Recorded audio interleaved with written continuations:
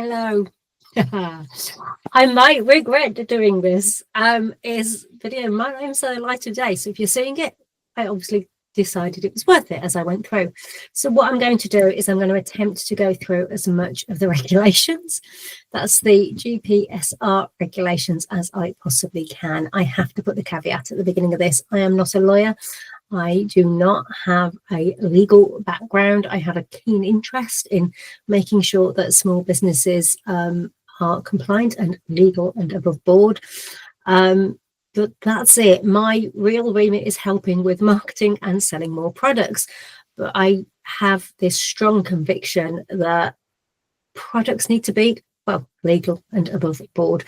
So whenever something new comes in, we have to learn about it and figure it out. So we'll see how far we get. This may be a video that has to be split into multiple sections, mainly based on my time for sitting here and recording. So let's just get started, shall we? Okay, so let me just adjust my screens. You've probably figured out that I'm not at a point where I'm editing videos.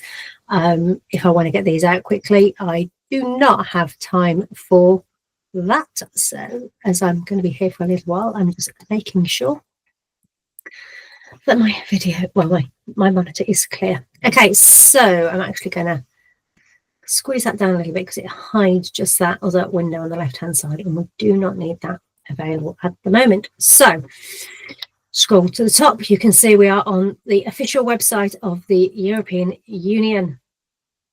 And this is the regulation 2023/988 of the European Parliament, 10th of May 2023, on general product safety. So what I will do is I will read through elements of this, and where I have thoughts and opinions, where I think it possibly I can help clarify, I will. So this is regulation. We know that we've already seen the 10th of May. We're going to skip through this. So this is just basically all. Look, I warned you, I'm not a lawyer. Okay, I am. There's going to be a lot of non-technical terms here. So as I was about to say, this is the bump at the beginning.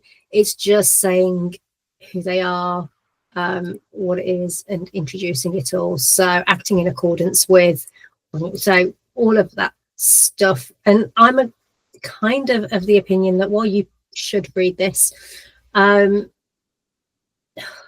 let's read it. I was going to say that I just would have a habit of skimming some of this bit until we get to, I want to say the good stuff, but I'm not sure it is good.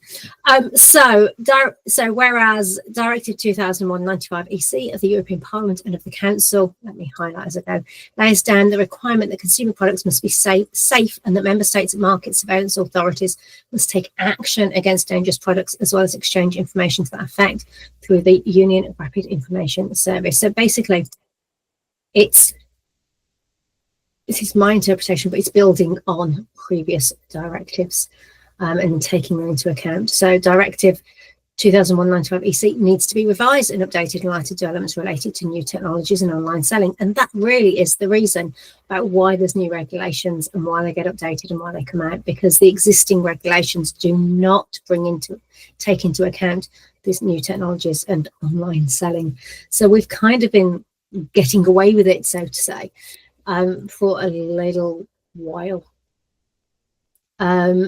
A regulation is the appropriate legal instrument as it imposes clear and detailed rules which leave no scope for divergent transposition by member states. So basically, one of the reasons for having this is that all member states know exactly what they're doing. It's clear and to the point. So that's why we have regulations.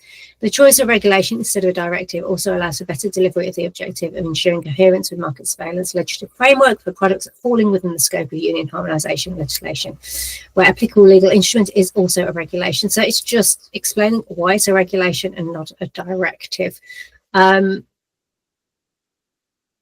believe regulations are far more thorough and in-depth than a directive, but I am open to you correcting me if you do better.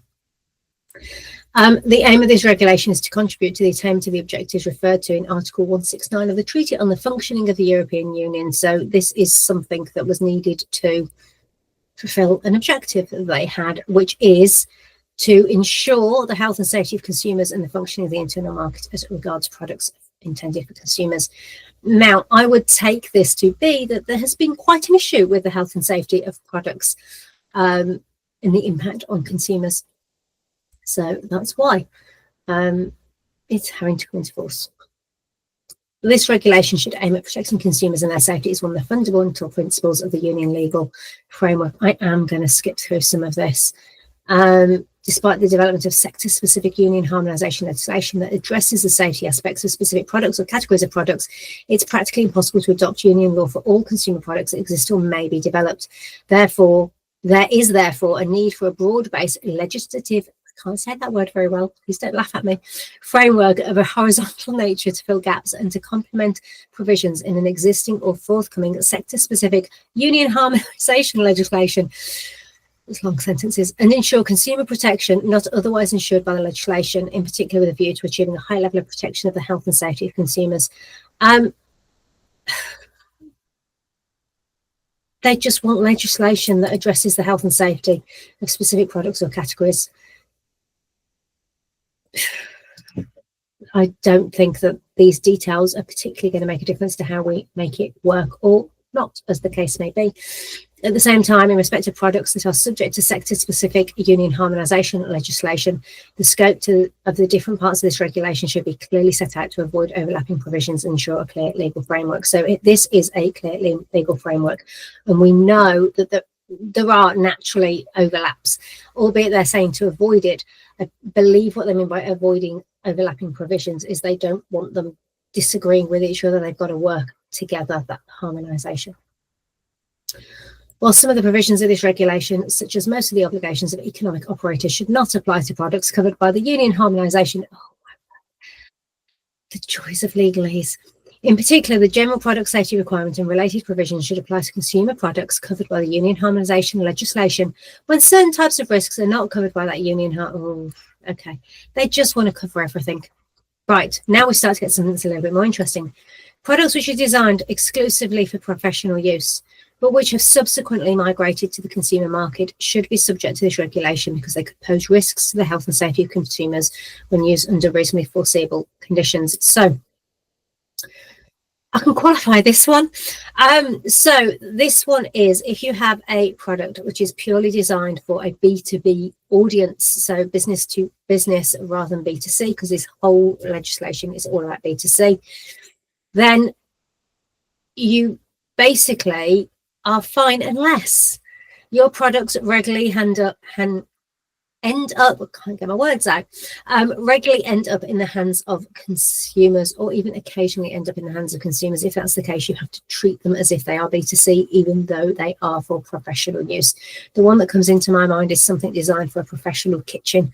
I can see that something like, I don't know, professional chef's knives, for example, might be seen as to be only for professional use, but they're going to end up in the hands of consumers who consider themselves to be an exceptional cook and want the best knives. So you can see there is an overlap, even though it might not be desirable from your point of view, but actually it is just covering that extra condition.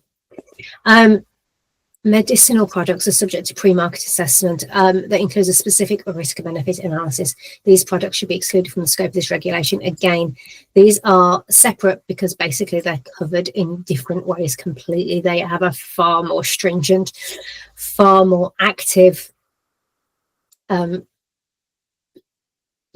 that they have to follow. Union law on food, feed and related areas set up a specific system ensuring the safety of the products covered by it. Indeed, food and feed products have specific legal framework established. It tells us the details of what it is. Therefore, food and feed products should be excluded from the scope of this regulation. So we know so far that if it's for professional use, it's included because there's a chance it can end up with consumer. If it has subsequently migrated to the consumer market. Medicinal products, food, feed and related are not impacted by this.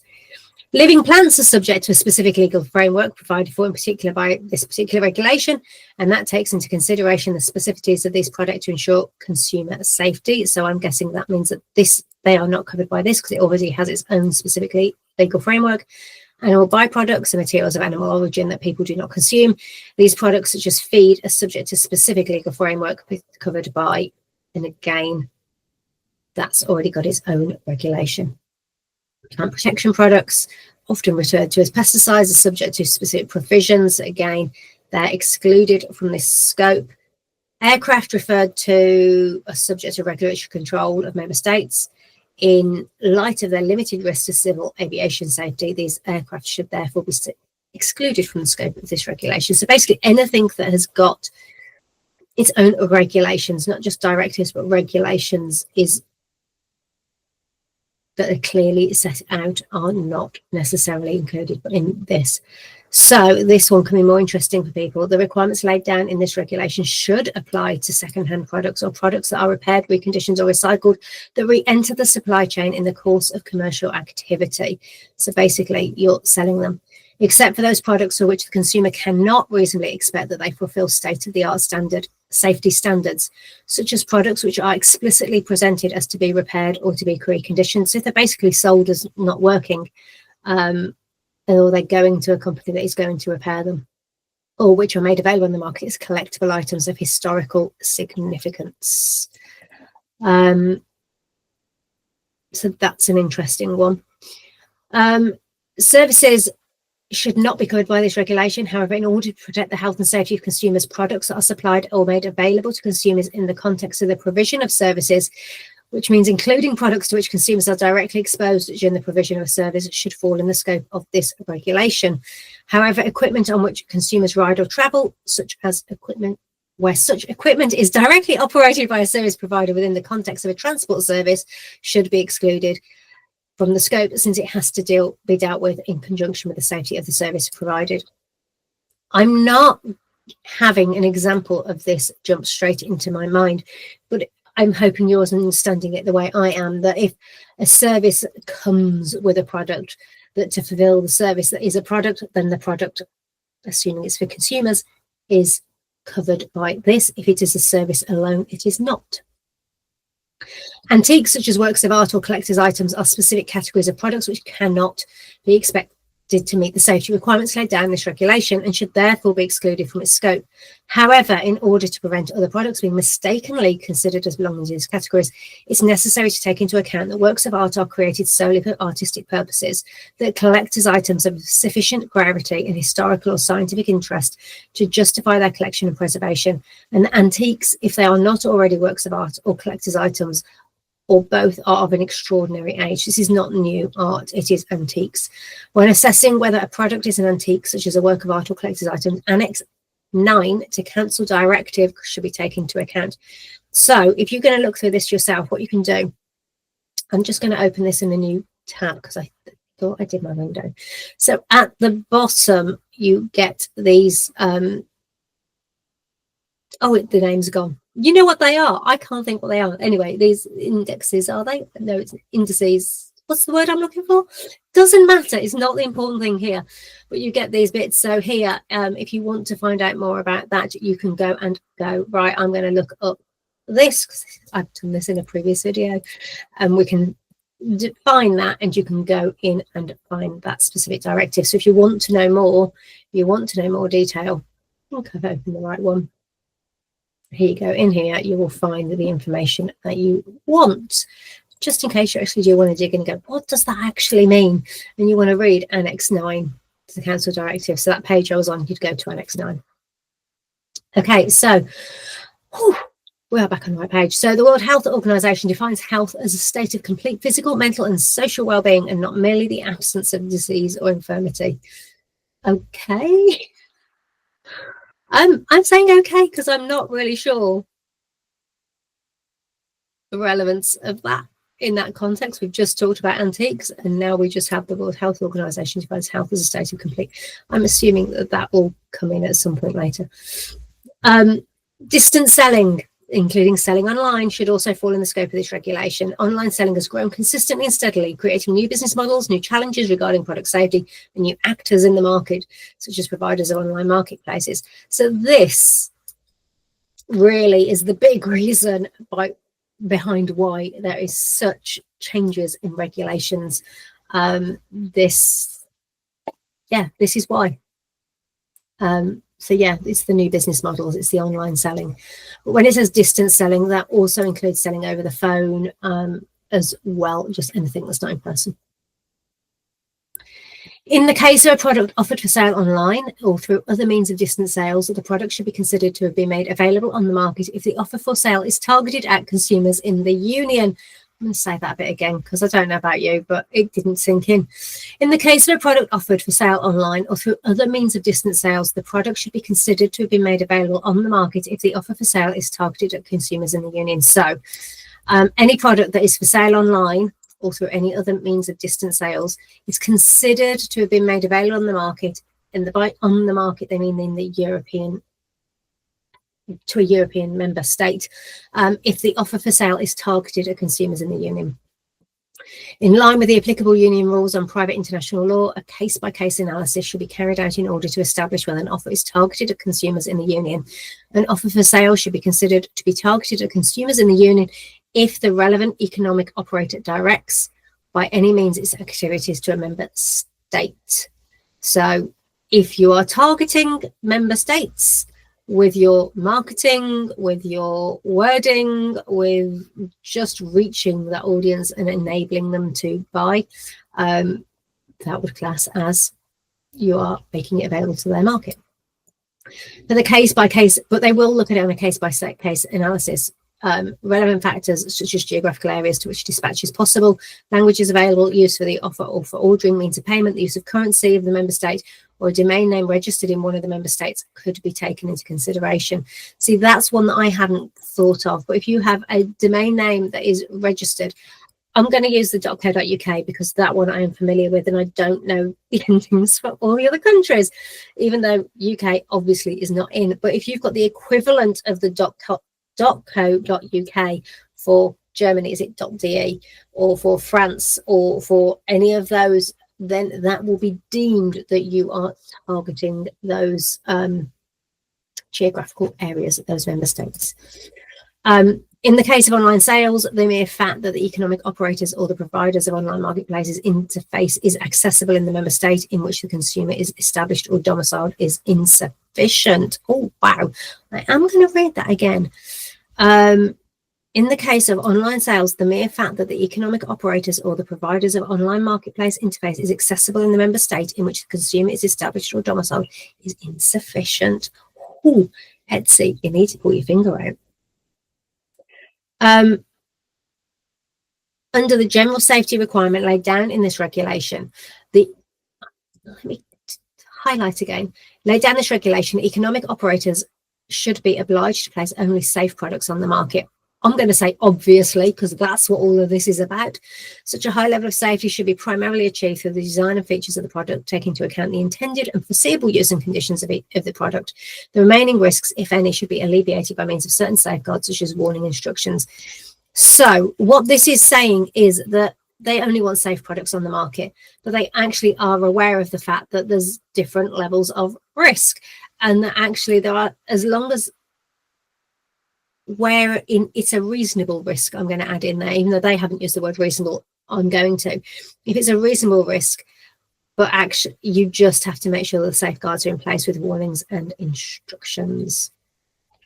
So the safety of a product should be assessed, taking into account all relevant aspects of the product, in particular its characteristics such as the physical, mechanical and chemical characteristics and its presentation, as well as the needs and risks which the product represents for certain categories of consumers who are likely to use the products, in particular children. They are very, very careful with children, older persons and persons with disabilities.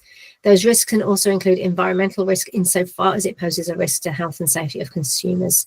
The assessment should take into account the health risk posed by digitally connected products, including the risk to mental health, especially of vulnerable consumers, in particular children. Therefore, when assessing the safety of digitally connected products likely to have an impact on children, manufacturers should ensure that the products they make available on the market meet the highest standards of safety and security and privacy by design in the best interests of children. All regulations are super careful when it comes to, in the words of here, children, older persons and persons with disabilities. They really are hot on that. Furthermore, if specific information is necessary to make products safe for a certain category of persons, the assessment of the safety of the product should take into consideration also the presence of that information and its accessibility. The safety of all products should be assessed, taking into consideration the need for the product to be safe over its entire lifespan. So there's a couple of things in there. One, I've already pointed out that they are very, very hot on, it's not just a fully grown adult who is capable. I'm trying to be very careful with my wording here.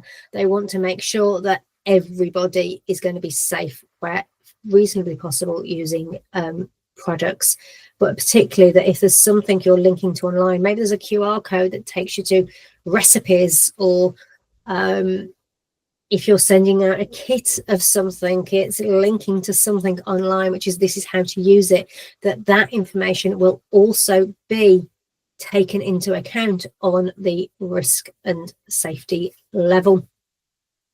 And then obviously here, the safety of all products should be assessed, taking into consideration the need for the product to be safe over its entire lifespan.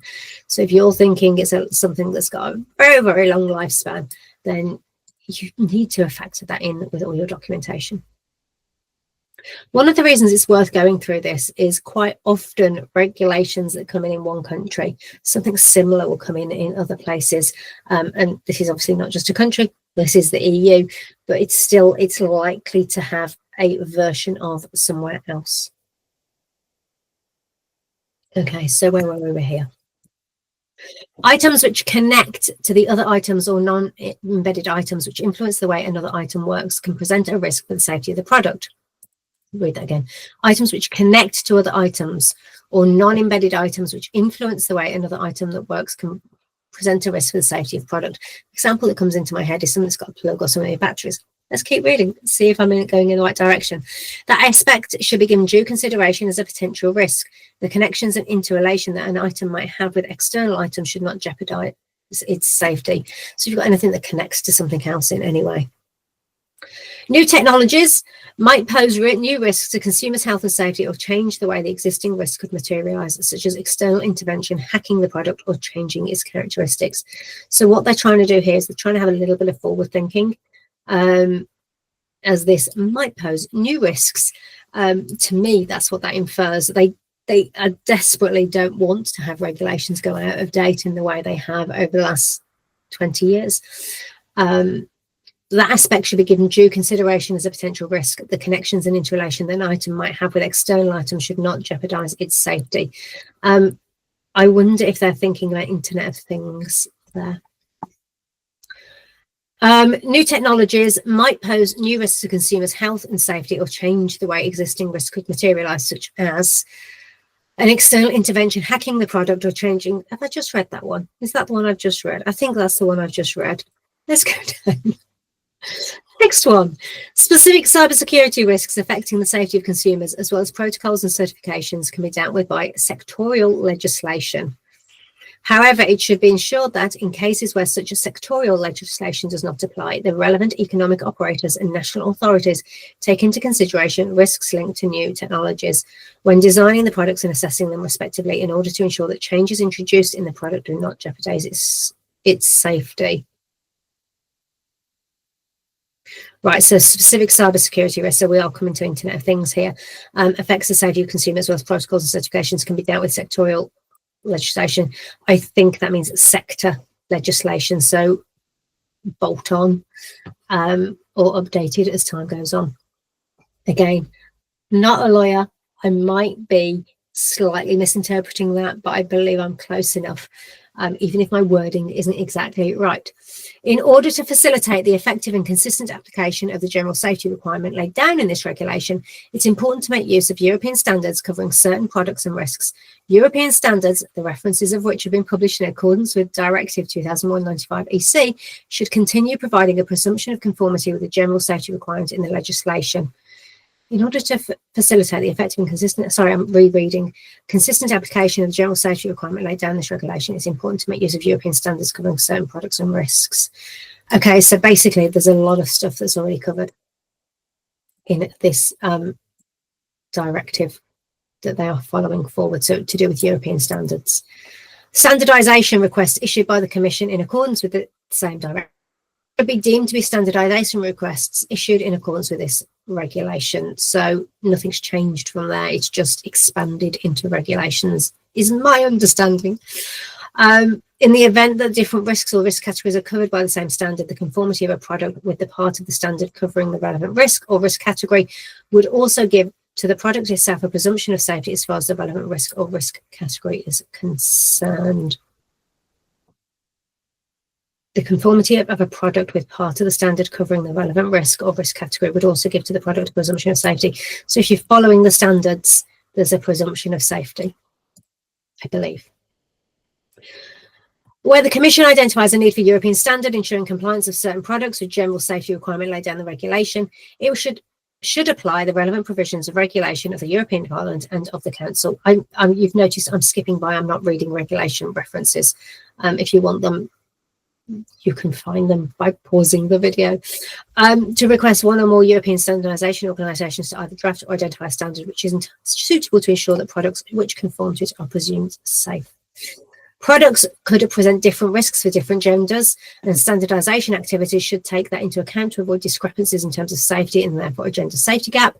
The Declaration on Gender Responsive Standards of the United Nations Economic Commission for Europe outlines several actions that national standards bodies and standards developing organisations should include in their Gender Action Plan for Gender Responsive Standards and Standards Development in order to achieve gender balanced, representative and inclusive standards.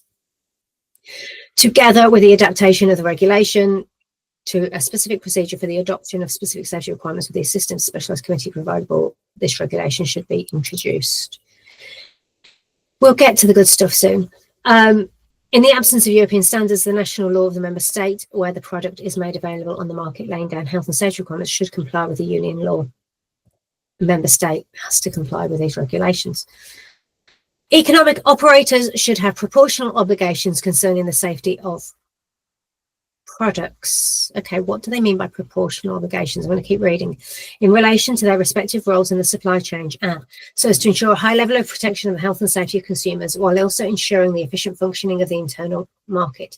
All economic operators intervening in the supply.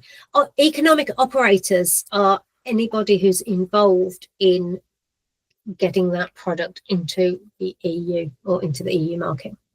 All economic operators intervening in the supply and distribution chain should take appropriate measures to ensure they only make available on the market products which are safe and in conformity with this regulation. Okay. It is necessary to provide for a clear and proportionate distribution of obligations corresponding to the role of each operator in the supply and distribution process. For example, as regards the verification of whether the manufacturer and where relevant the importer have complied with their obligations, the distributor should only be required to perform factual verifications and not an assessment of the information provided by them. So, economic operators, the parts of this that I've already read seem to split those into manufacturer, importer, and distributor. And you usually fall into one of those as far as this is concerned. And this is saying that, so it's proportional obligations depending on your role.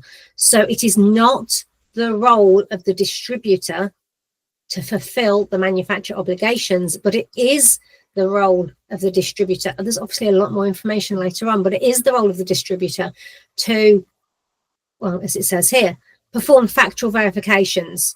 You're not there to kind of go through and do extra tests and make sure that it really confirms. You're just confirming that, yeah, that paperwork looks in order. Great. I'm happy to distribute this.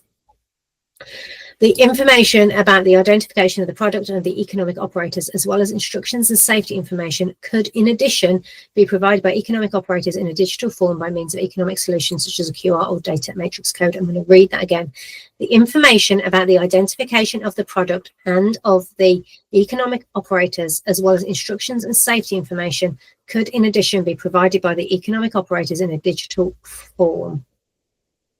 I think, only because I'm aware that this could be used elsewhere, and I think this is only applying here to between different economic operators, so from manufacturer to importer, from importer to distributor. I do not think that at this moment in time that this refers to any of the information you necessarily give to consumers, at least in this paragraph.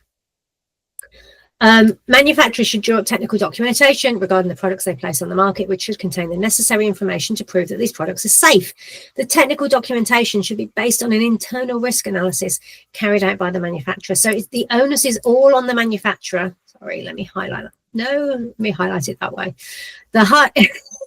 Get there in the end. The emphasis is all on the manufacturer to provide the technical documentation. So it's available for anyone who imports or who is a distributor. The amount of information to be provided in the technical documentation should be proportionate to the complexity of the product and the possible risks identified by the manufacturer. In particular, manufacturers should provide a general description of the product and the elements necessary to assess its safety. So you'll see when we get later on, there's a description in the manufacturer's obligations. There's a part there which talks about technical documentation and says that at minimum it is a general description of the product and the elements necessary to assess its safety. So the only reason I want to flag this up is technical documentation, depending on the product that you are manufacturing, can sound quite, oh my word, that sounds like that's a nightmare amount of work and effort to go to. But in some circumstances, it literally is going to be enough to have a general description of the product and the elements necessary to assess. So it's going to completely vary depending on the product. In the case of complex products or products presenting possible risks, the information to be provided might need to be more extensive description of the product. So it depends on the risk level. In such cases, an analysis of those risks and the technical means adopted to migrate and eliminate the risk should also be included. So if you have a product that needs a CE mark, you're going to need to show your reports on those as well. So you're going to need to include more information. When the product complies with European standards or other elements applied to meet the general safety requirement laid down in this regulation, the list of the relevant European standards or other elements should also be indicated. So basically, if you've got other standards that you apply to, European standards, include that information. Any natural or legal person that places a product on the market under their own name or trademark or substantially modifies a product in such a way that conformity with the requirements of this regulation might be affected should be considered to be the manufacturer and should assume obligations of the manufacturer. I'm going to read that again. Any natural or legal person that places a product on the market under their own name or trademark or substantially modifies a product in such a way that conformity with the requirements of the regulation might be affected should be considered a manufacturer and assume the obligations of manufacturers. So even if you're buying in supplies, you're fitting them together, you've become the manufacturer, is my understanding of that. But obviously you would have the advantage that you should have the documentation from your supplier to help you. Modification of a product by physical or digital means might have consequences on the nature and characteristics of the product in a way which was not foreseen in the initial risk assessment of the product. And which might jeopardize the safety of the product. Such a modification should therefore be considered as substantial modification, and when not done by the consumer or on his behalf, should lead to the product being considered as a new product from a different manufacturer. In order to ensure compliance with the general safety requirement laid down in this regulation, the person that carries the substantial modification should be considered as the manufacturer and subject to the same obligations. So this is just laying out that if you adapt, if you modify, consider yourself a manufacturer. That requirement should only apply with respect to the modified part of the product, provided the modification does not affect the products as a whole. In order to avoid an unnecessary and disproportionate burden, the person carrying out the substantial modification should not be required to repeat tests and produce new documentation in relation to aspects of the product that are not impacted. I don't know if I need to explain that. So if you've taken two things and connected them, but this has been tested and this has been tested, you don't need to repeat those tests that have already been done. You need to prove that this link, the bit that's pulled them together, is fine. You can see I do very layman, very simple explanations of my understanding. If ever you do think that I'm wrong or I've missed something, please do tell me in the comments. It should be up to the person that carries out the substantial modification to demonstrate the modification does not have an impact on the product as a whole. Internal conformity procedures through which economic operators ensure internally the effective and swift performance of their obligations, as well as the conditions to react timely in the case of a dangerous product, should be put in place by the economic operators themselves. So basically, whenever it talks about economic operators, it is talking about whether you're the manufacturer, the distributor, or the importer. So at this point, basically, each one of those, it might be that you are the manufacturer, distributor, and importer all in one as a small business owner, or it could be that you are selling to, that you are distributing it to a company that imports into the EU for you, in which case both parties have a responsibility when it comes to dangerous products and needs to have systems and processes in place. In order to prevent the placing on the market of dangerous products, it should be compulsory for economic operators to include in their production or marketing activities internal processes ensuring compliance with relevant requirements of the regulation.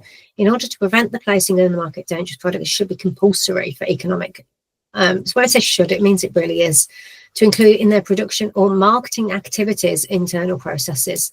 I'm finding that a bit interesting. I'm guessing the marketing means that you're relying on the fact that you're a safe product. I'm not quite sure actually what that means. Can't word it. Such internal processes should be determined by economic operators themselves in relation to their role in the supply chain and the type of products concerned, and can be based, for example, upon organizational procedures, guidelines, standards, or upon the appointment of an ad hoc manager. The establishment and format of internal processes should remain the sole responsibility of relevant economic operators. Okay, basically everything you do has to come into the relevant requirements of this regulation if you're selling products into the EU. Cooperation from all economic operators and providers of online marketplaces with market surveillance authorities in order to eliminate or migrate risks for their relevant products made available on the market is essential. However, the requests made to them by the market surveillance authorities should be tailored to the role they play in the supply chain and with regard to their respective legal obligations. So again, this is just stressing that depending on who you are and your role within the selling of this product, obligations are different, and that market surveillance authorities need to be aware of that. There's times where I read things and I think, is that not obvious? But the joy of regulations is they have to dot the I's and cross the T's. So direct selling by economic operators established outside the union through online channels hinders the work of market surveillance authorities when tackling dangerous products in the union, as in many instances economic operators may neither be established nor have a legal representative in the EU. It is therefore necessary to ensure that market surveillance authorities have adequate powers and means to tackle in an effective manner the sale of dangerous products online. In order to ensure the effective enforcement of this regulation, the obligation set out in all those bits should be extended to products falling outside the scope of union harmonisation legislation to ensure that there is a responsible economic operator established in the union, which is entrusted with tasks regarding such products, providing market surveillance authorities with an interlocutor, I don't know how to pronounce that, and where appropriate with regard to the possible risks related to a product, performing specific tasks in a timely manner to ensure products are safe. Those specific tasks should include regular checks with regard to compliance with the technical documentation, product, manufacturer information, instruction, and safety information. This is the bit that is basically telling us that we have to have a legal representative in the union, and it's starting to give you an idea of what the role is. Interestingly, when I went earlier through, we'll come to it later if we get all the way through the document, the role obligations of the representative, that didn't actually really refer to regular checks. So I'm finding it quite interesting that this bit's here, but it actually wasn't mentioned later on. So this is why you really need to read the whole thing. The contact information of the economic operator established in the union and responsible for products falling within the scope of regulation should be indicated with the product in order to facilitate checks throughout the supply chain. So that's because labeling or information that's provided with the product is impacted. In order for, I like like this one. I remember this one from the first time I read through. In order for economic operators that are small, medium-sized enterprises, including micro enterprises, to be able to cope with the new obligations imposed by this regulation, the Commission should provide practical guidelines and tailored guidance, for example, a direct channel to connect to experts in the event of questions, taking into account the need to simplify and limit their administrative burdens. I am not aware that this is in place yet, but I love the fact that it is in the regulations and I'm waiting for it. As soon as I find out or hear about it, I will be shouting about this from the treetops. Whew. Ensuring product identification and the provision of information on the manufacturer and other relevant economic operators throughout the entire supply chain helps to identify economic operators and, where applicable, to take effective, proportional, corrective measures against dangerous products such as targeted recalls. Product identification and provision of information on the manufacturer and other relevant operators, remember that's distributor and importers, thus ensures that consumers, including persons with disabilities and market surveillance authorities, obtain accurate information regarding dangerous products, which enhances confidence in the market and avoids unnecessary disruption of trade. Products should therefore bear information allowing the identification and the identification of the manufacturer and, where applicable, of the importer and other relevant economic operators. Such requirements should be made stricter for certain kinds of products that are likely to present a serious risk to health and safety of consumers by a system of collection and storage of data enabling, besides the identification of the product, the identification of its components or the economic operators involved in its supply chain. This should be without prejudice to the information requirements laid down by the directive of the Council related to the main characteristics of goods to the extent appropriate to the medium and to the nature of the goods. A picture should be considered as a photograph, illustration, or other pictographic element which easily allows the identification of product or potential product. Whoa. Basically, you've got to maintain your data. You've got to keep your records of what's going on, what you've done to allay any risk, but you also need to be ready for targeted recalls, which means you know who you've sold to. So something can happen quickly. I'm really hoping that actually, if you're watching this video, that the chances of you having a recall are really, really remote, but that still does not mean that it will not happen. And if it does happen, if that worst case scenario happens, you need to have that process in place.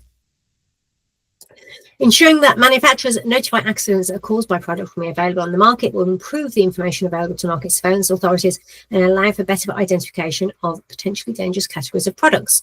Rules on product liability of economic operators for defective products are laid down in specific union law, and such notification and collection of data should not therefore be considered as an admission of liability for a defective product as confirmation of liability under relevant union or national law. Ensuring that manufacturers notify accidents that are caused by a product. So basically, if you ever have an incident reported to you, they want to make sure that they have access to that information. So they keep track of everything, is my understanding. In order to be able to detect early emerging new risks and other product safety market trends, can you imagine what this would be like to sell scissors or knives or something like that from the risk point of view? Let's not go there. In order to be able to detect early emerging new risks and other product safety related market trends, all interested parties, including consumer or business organisations, should be encouraged to signal to market surveillance authorities and to the Commission information available to them to detect and investigate infringements of this regulation. In order to be able to detect emerging new risks and other product safety related trends, all interested parties, so everybody involved, including the consumer, should be encouraged to signal to market. So basically anyone can report you to market surveillance authorities so they can detect and investigate infringements of the regulation. Providers of online marketplaces play a crucial role in the supply chain, allowing economic operators to reach a greater number of customers and therefore also in the product safety system. Under the new complex business models linked to online sales, the same entity can provide a variety of services. Depending on the nature of services provided for a given product, the same entity can fall within different categories of business models under this regulation. When an entity provides only online intermediation services for a given product, it would qualify only as a provider of an online marketplace for that product. In the event that the same entity So my interpretation of that is drop shipping. When an entity provides only online intermediation services for a given product, it would qualify as a provider of an online marketplace. So if you drop ship affiliate links, I'm kind of edging it with affiliate links, kind of, I'm not 100% sure how that would work, but definitely drop shipping, you will qualify, they will consider you to be an online marketplace. In the event that the same entity provides both online marketplace services for the sale of a particular product and acts as economic operator under this regulation, it would qualify also as the relevant economic operator. In such case, the entity in question would therefore have to comply with the obligations applicable to the relevant economic operator. For instance, if the provider of the online marketplace also distributes a product, then with respect to the sale of distributed product, it would be considered to be a distributor. So if you sell through a marketplace who fulfills the order, sorry, I couldn't get the word fulfill out my mind then, but who fulfills the order for you, then they are also considered to be a distributor. So if you use a fulfillment service. Similarly, if the entity in question sells its own branded products, it would also act as a manufacturer and would thus need to comply with applicable requirements for manufacturers. Also, some entities can qualify as fulfillment service providers if they offer fulfillment services. See, if I'd read further on, I'd have got the word fulfillment, wouldn't I? Such cases would thus need to be assessed on a case-by-case basis. Is it just me that thinks that one is designed for Amazon? That paragraph, I mean. Given the important role played by providers of online marketplaces when intermediating the sale of products between traders and consumers, such actors should have more responsibilities in tackling the sale of dangerous products online. So it's putting a lot more responsibility on marketplaces. Directive provides the framework for e-commerce and lays down certain obligations for online platforms.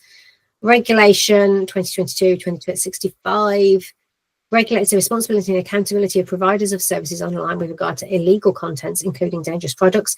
That regulation applies without prejudice to the rules laid down by Union law on consumer protection and product safety.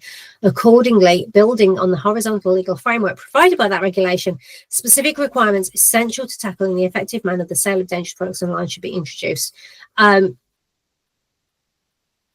Providers of online marketplaces to comply in order to ensure compliance with regulations. So basically that is, if you're an online marketplace or fall in, you have a lot to deal with, in the sense of it is your responsibility to make sure that the products on your marketplace are safe. You do not get out of any responsibility, basically.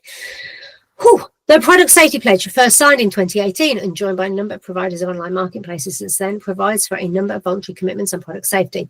The Product Safety Pledge has moved its rationale in enhancing the protection of consumers against dangerous products sold online in order to strengthen the protection of consumers by avoiding damage to their life, health and safety, and to ensure fair competition in the internal market.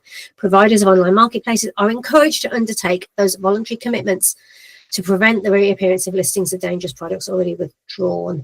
The use of technology and digital processes, improvements in alert systems, in particular the Safety Gate portal, can allow, we'll hear more about that later, it's a website where you can report issues with products, can allow the automatic identification and communication of notified dangerous products and carry out automated random checks against the Safety Gate portal. Providers of online marketplaces should act with due care in relation to the content hosted on their online interfaces that concerns product safety, in accordance with the specific obligations laid down in this regulation. Accordingly, this regulation should lay down due diligence obligations for providers of online marketplaces in relation to the content hosted on their online interfaces that concerns product safety. Moreover, for the purposes of effective market surveillance, providers of online marketplaces should register in the Safety Gate portal and indicate in the Safety Gate portal the information concerning their single point of contact. Single point of contact is your EU representative, for facilitation of communication of information on product safety issues. The Commission should ensure registration is easy and user-friendly. The single point of contact under this regulation might be the same as the point of contact under Article 11 of regulation, without endangering the objective of treating issues linked to product safety in a swift and specific manner. They'll be ready to take a break soon.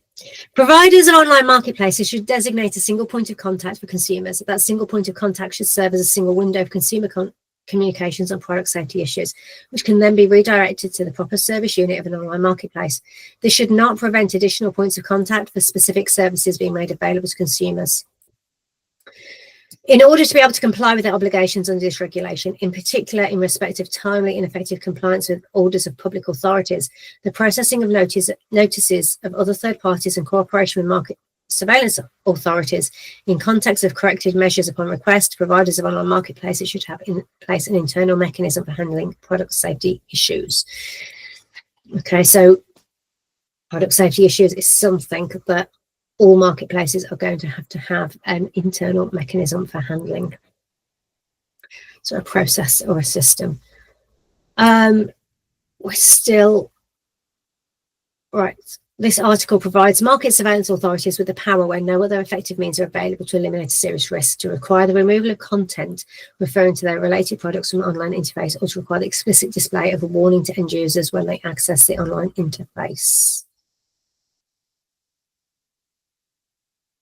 Okay, so they can ask you to remove information. The powers entrusted to market surveillance authorities should also apply to this regulation for effective market surveillance under regulation and to avoid dangerous products being present on the union market. Those powers should apply in all necessary and proportionate cases and also for products presenting a less serious risk. It is essential that providers of online marketplaces comply with such urges as a matter of urgency. Therefore, this regulation should introduce binding time limits in that respect. Okay. Again, there's another regulation that this applies to here. Everything interlinks, and that's one of the things that makes these regulations even harder for small businesses, because you read one and you realize that it means there's another one and there's another one and there's another one. It's a rabbit hole. Where are we? How many of these? I'm just looking for numbers before we get to the next section. I don't know how many of these points there are. Yikes. Right, 108. Where did I get to? Oops, I should have taken note of that number. It was 50 something.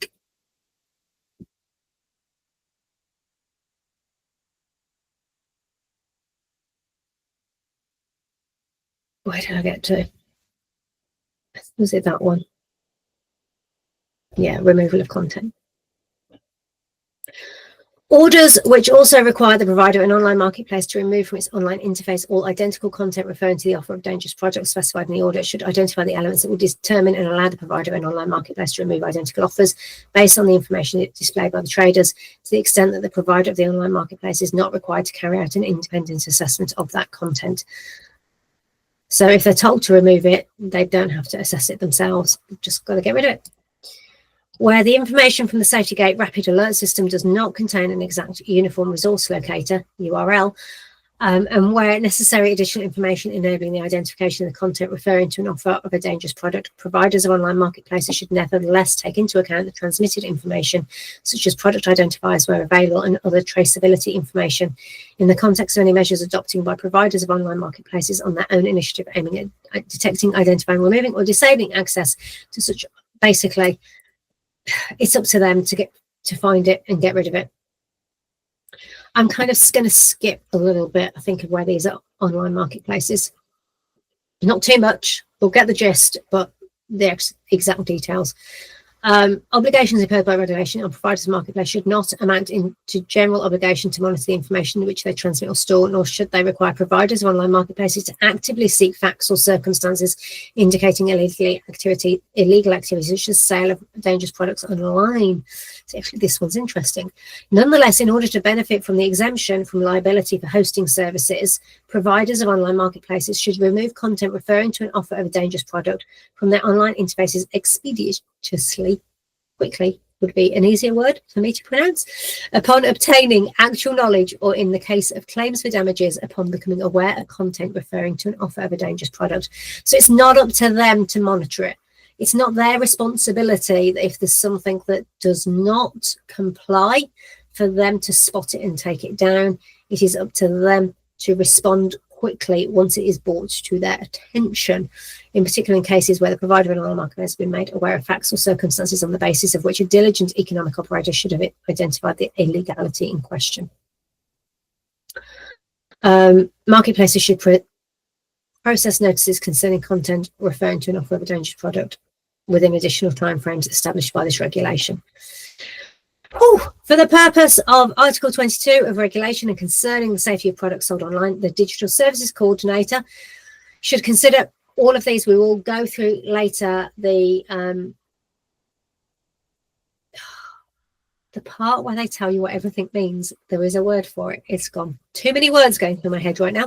Should consider in particular consumer organisations and associations representing consumers' interests and other relevant stakeholders upon request as trusted flaggers, provided conditions set out in the article have been met. Product traceability. This is a really big one. This is when it comes down to labelling and the information that's available with your product. Is fundamental for effective market surveillance of dangerous products and corrective measures. Consumers should also be protected against dangerous products in the same way in the offline and online sales channels, including when purchasing products on online marketplaces. There's a lot of marketplaces here. Building on the provisions of the regulation concerning traceability of traders, providers of online marketplaces should not allow a specific product offer to be listed on their product platforms unless the trader has provided all information related to product safety and traceability is specified in the regulation. Such information should be displayed together with the product listing so consumers can benefit with the same information made available online and offline. However, providers of online marketplaces should not be responsible for verifying the completeness, correctness, and relevant accuracy of the information, as the obligation to ensure traceability of products lies with the relevant trader. So while online marketplaces have responsibilities, the actual traceability of products lies with the traders, so the distributor, the manufacturer, the importer. It is also important that providers of online marketplaces cooperate closely with market surveillance authorities. Obligations should be extended to all consumer products. For instance, market surveillance authorities are constantly improving technological tools they use for online market surveillance to identify dangerous products sold online.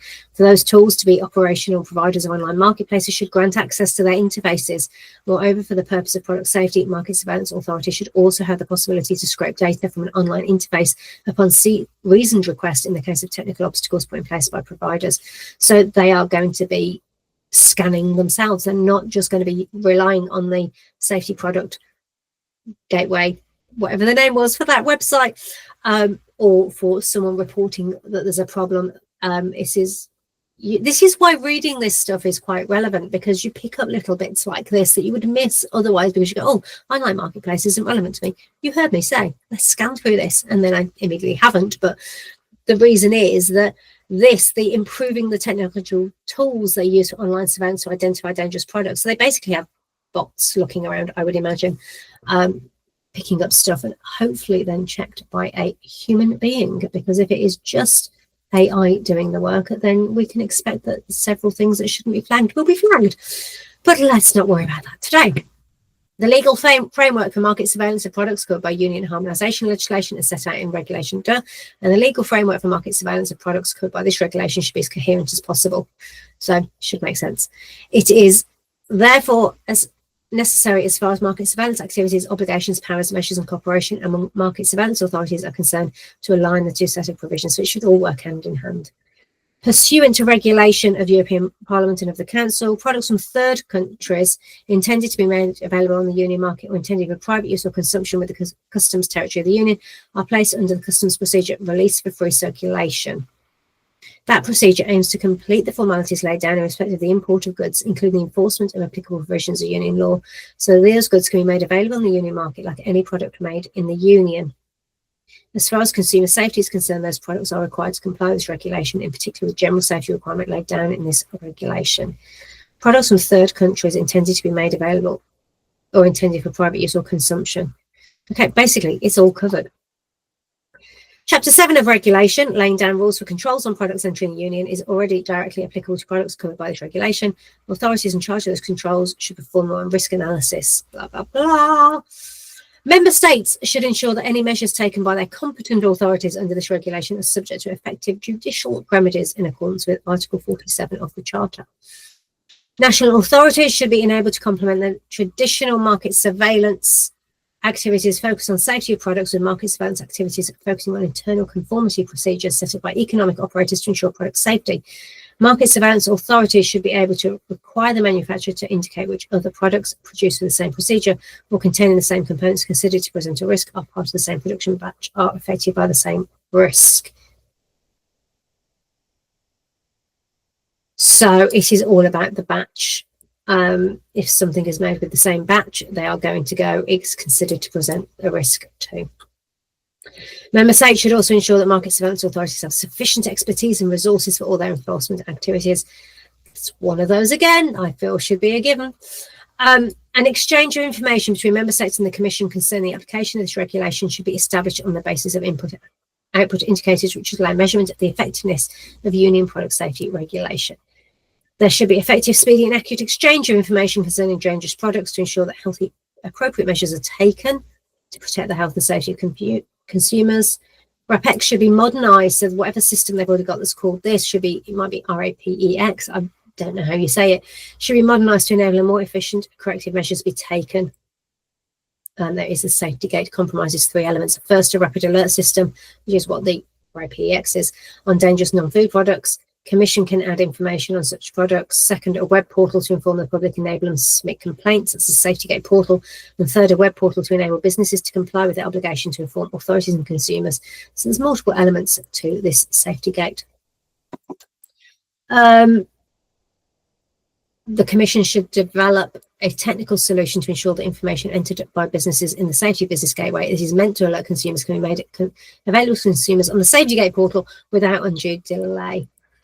I love the fact that this even lays out what member states have to do. Anyway, member states should notify in the Safety Gate rapid alert system both compulsory and voluntary corrective measures that prevent, restrict or impose specific conditions on the possible marketing of a product because of serious risk to health and safety. Member states' authorities are to notify measures taken against products covered by the regulation presenting a serious risk through information and communication referred to in the article, while corrective measures taken against products covered by this regulation presenting a less serious risk should be notified in the Safety Gate Rapid Alert System.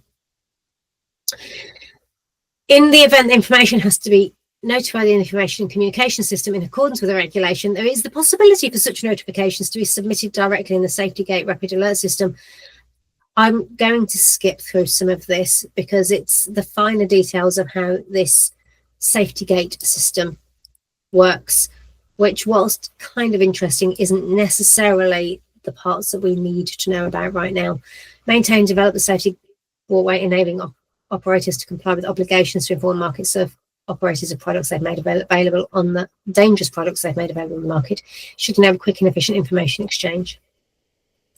There might be cases where it's necessary to deal with a serious risk at union level where the risk cannot be contained satisfactorily by means of measures.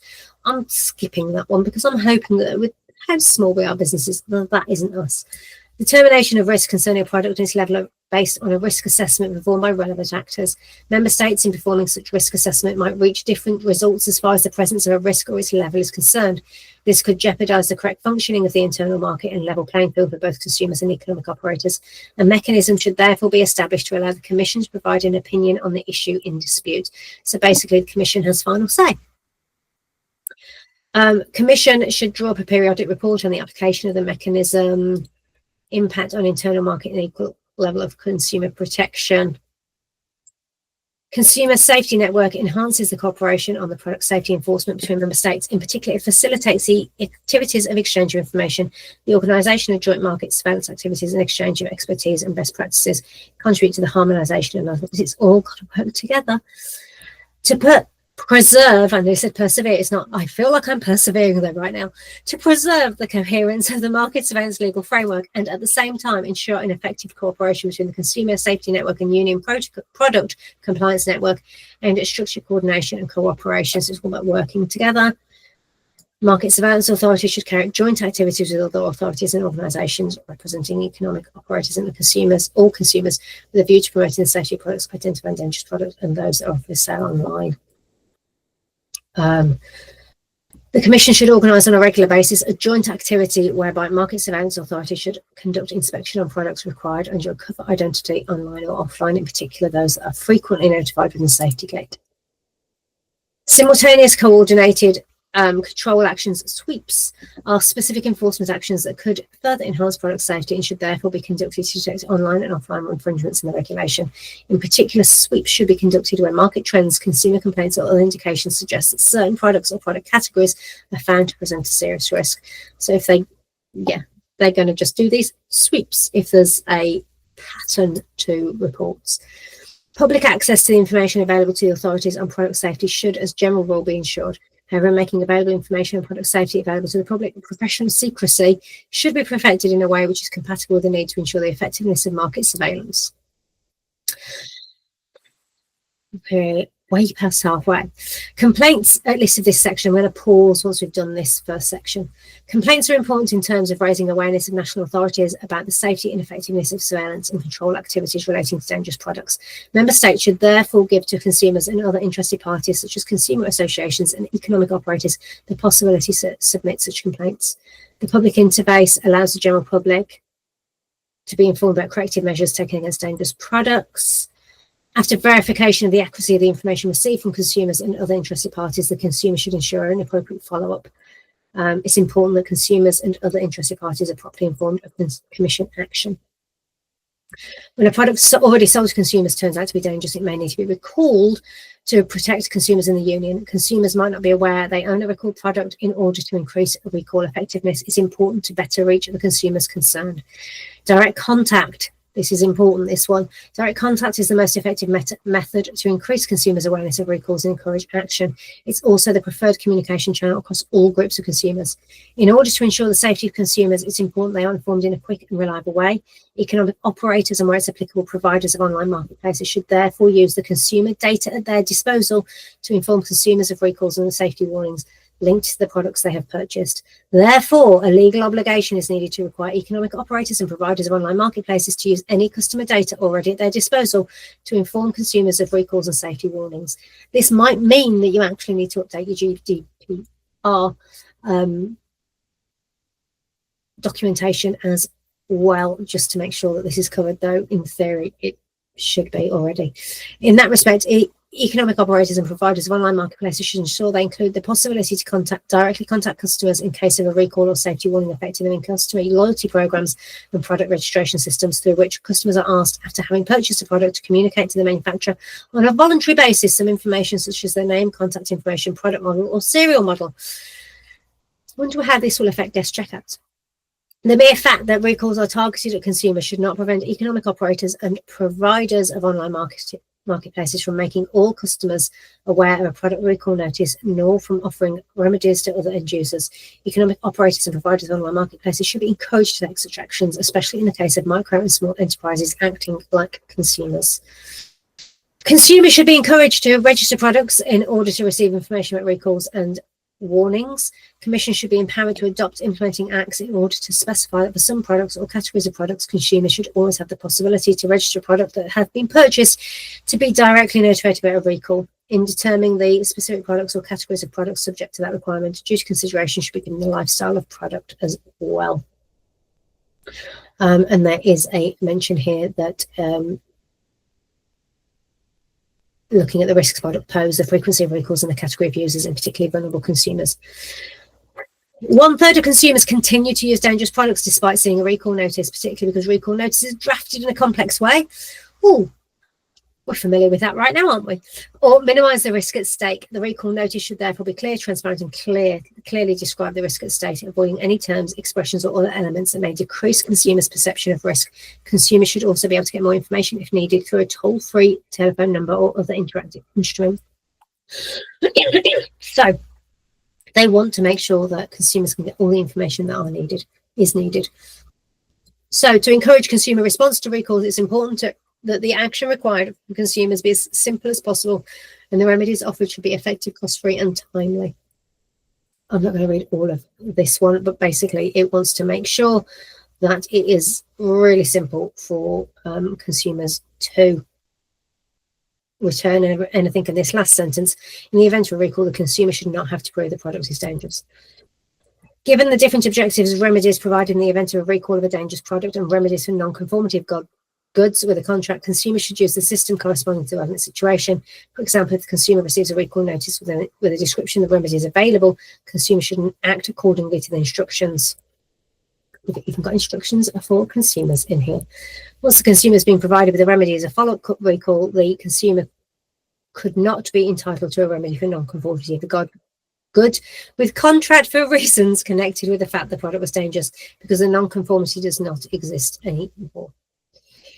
Economic operators initiating a product recall should offer consumers at least two options between repair, replacement, or adequate refund of the value of recalled product, except where impossible or disproportionate. Offering consumers a choice between remedies can improve the effectiveness of a recall. In addition, incentives to motivate consumers to participate in a recall, such as discounts or vouchers, should be encouraged in order to increase the effectiveness of recalls. The repair of a product should only be considered as a possible remedy if the safety of the repaired product can be ensured. The amount of the refund should at least be equal to the price paid by the consumer without prejudice to a further compensation as provided for in national law. Where no proof of the price paid is available, an adequate refund of the value of the recalled product should still be provided. In the event of recalls of the tangible medium for digital content within the meaning, the refund should cover all sums paid by the consumer under the contract as provided by article of that directive. Any remedy should be without prejudice to the consumer's right to damages under national law. Do your best to make sure your products are safe and you never need to recall. Remedies offered in the event of product safety recall should not place an excessive burden on consumers nor place them at risk. If the remedy also entails a disposal of recalled products, such disposal should be carried out with due consideration of the environmental and sustainable objectives set at union and national levels. In addition, repair by consumers should only be considered as a possible remedy if it can be carried out easily and safely. For instance, through the replacement of a battery or by cutting excessively long drawstrings on a children's garment where provided for recall notice. Therefore, in such situations, economic operators should not oblige customers to repair a dangerous product. That's if it has to be without prejudice. This regulation should also encourage economic operators and providers of online marketplaces to enter into voluntary memorandum of understanding with competent authorities representing computers or economic operators to undertake product safety related voluntary commitments that go beyond the legal obligation. So basically saying this is the minimum. Consumers should be entitled to enforce their rights in relation to obligations imposed to economic operators or providers of online marketplace under this regulation through representation actions in accordance with directive.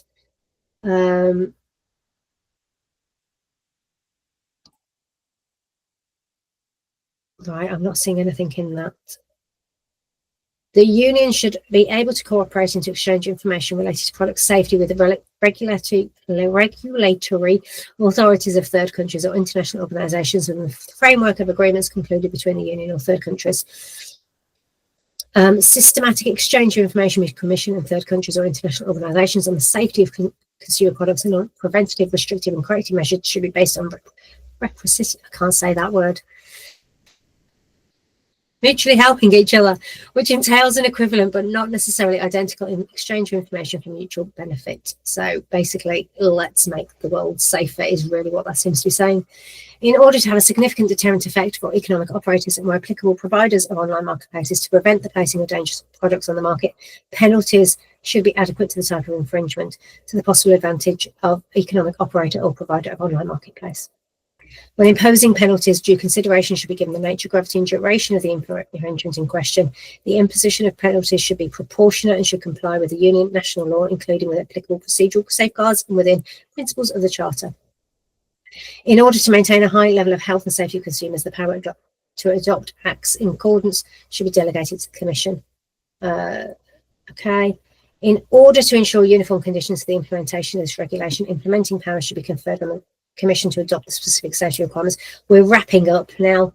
The Commission should adopt immediately applicable implementing acts where in duly justified cases relating to health and safety of consumers impaired grounds of urgency so require. The Commission should carry out an evaluation of penalties laid down as regards effectiveness and deterrent. Certain provisions should be amended to take specificities of regulation into account. Directive which covers consumer products that are not foodstuff resemble foodstuff are likely to be confused with foodstuff in such a way that consumers, especially children, will place them in their mouths. Basically, don't do it. They're classing that as dangerous.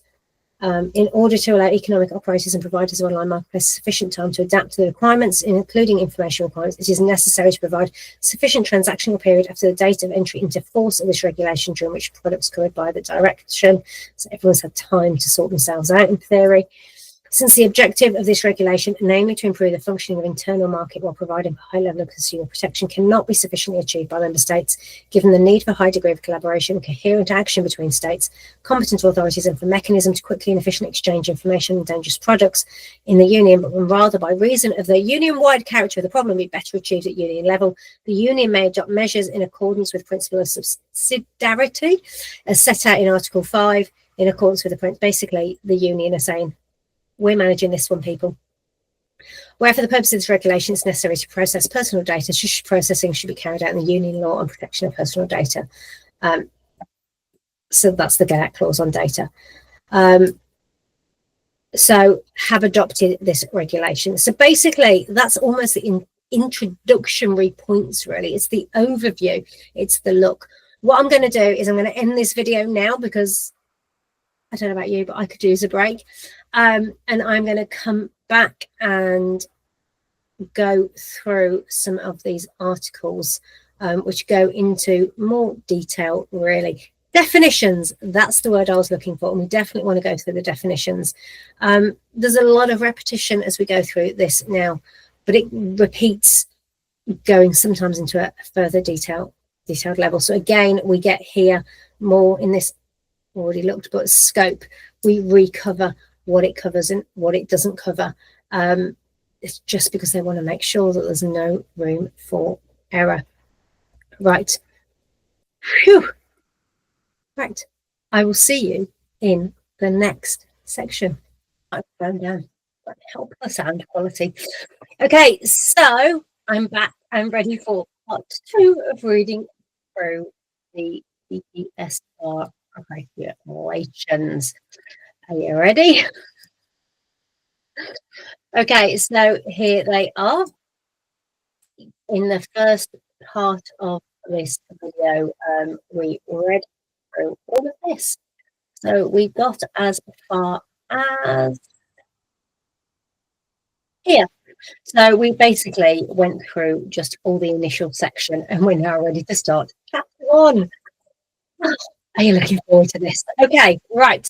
So this is general provisions, Article 1, objective and subject matter. Now, a lot of this is going to recap what we've already walked through. So the objective of this regulation is to improve the functioning of the internal market while providing for a high level of consumer protection, basically all of the consumer protection. This regulation lays down essential rules on the safety of consumer products placed or made available on the market. So essential rules. That was it. There's Article 1. Article 2 is the scope. So the regulation applies to products that are placed or made available on the market insofar as there are no specific provisions with the same objective under Union law which regulate the safety of the products concerned. So basically, it's just when there's no specific provisions for these products so far, so we're now, this is where it is. Where products are subject to specific safety requirements imposed by Union law, this regulation applies only to those aspects and risks or categories of risks which are not covered by those requirements. It does not replace anything, any standards that are already in place. They are still relevant and still need to be complied with. With regard to subject to specific requirements imposed by Union harmonisation legislation as defined in Article 3, Chapter 2 does not apply insofar as the risks or categories of risks covered by Union harmonisation legislation are concerned. Chapter 3 do not apply. So basically, all of the bits to do with Union harmonisation legislation. So this regulation does not apply to medicinal products, human or veterinary food. Feed, living plants and animals, genetically modified organisms and genetically modified microorganisms that contain juice, as well as products of plants and animals directly related to their future reproduction. Animal byproducts and derived products. I've been asked a question today about natural yarn. That's one that I will dig into because animal byproducts and derived products, yes, natural yarn is not this. So let's carry on reading through the regulations, but it is one that's in the back of my mind constantly to kind of see if we find the answer for that. Plant protection products, equipment which consumer bridle, travel or aircraft antiques. This regulation applies to products placed or made available on the market, whether new, used, repaired, or conditioned. It does not apply to products to be repaired or reconditioned prior to being used, whether those products are placed or made available in the market or reconditioned. This regulation is without prejudice to the rules laid down by Union law on consumer protection. Its regulations have been implemented taking due account of precautionary concern. Now with the definition. To me, this is where we get a little bit more interesting because we get really clear on what they mean for what terms. So for the purposes of this regulation, the following definitions apply. Product means any item, whether or not interconnected to other items, available, whether for consideration or not, including in the context of providing a service which is intended for consumers or is likely under reasonably foreseeable conditions to be used by consumers, even if not intended. It just said they didn't providing a service. If you remember in the first section, we did cover that, but any products that come with a service, I think I gave the example of it, where you then have to say scan a QR code and watch the videos are on packages or recipes.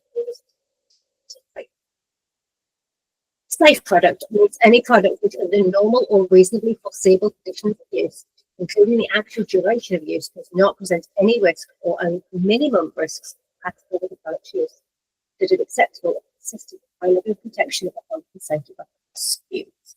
So under normal or reasonably foreseeable conditions of dangerous product means any product which is not a safe product.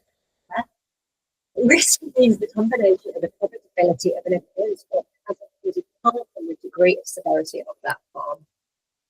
Serious risk means a risk which is based on a risk assessment and take into account the normal and foreseeable use of the product is considered to require rapid intervention by health service authorities in case where the effects of the risk are not immediate.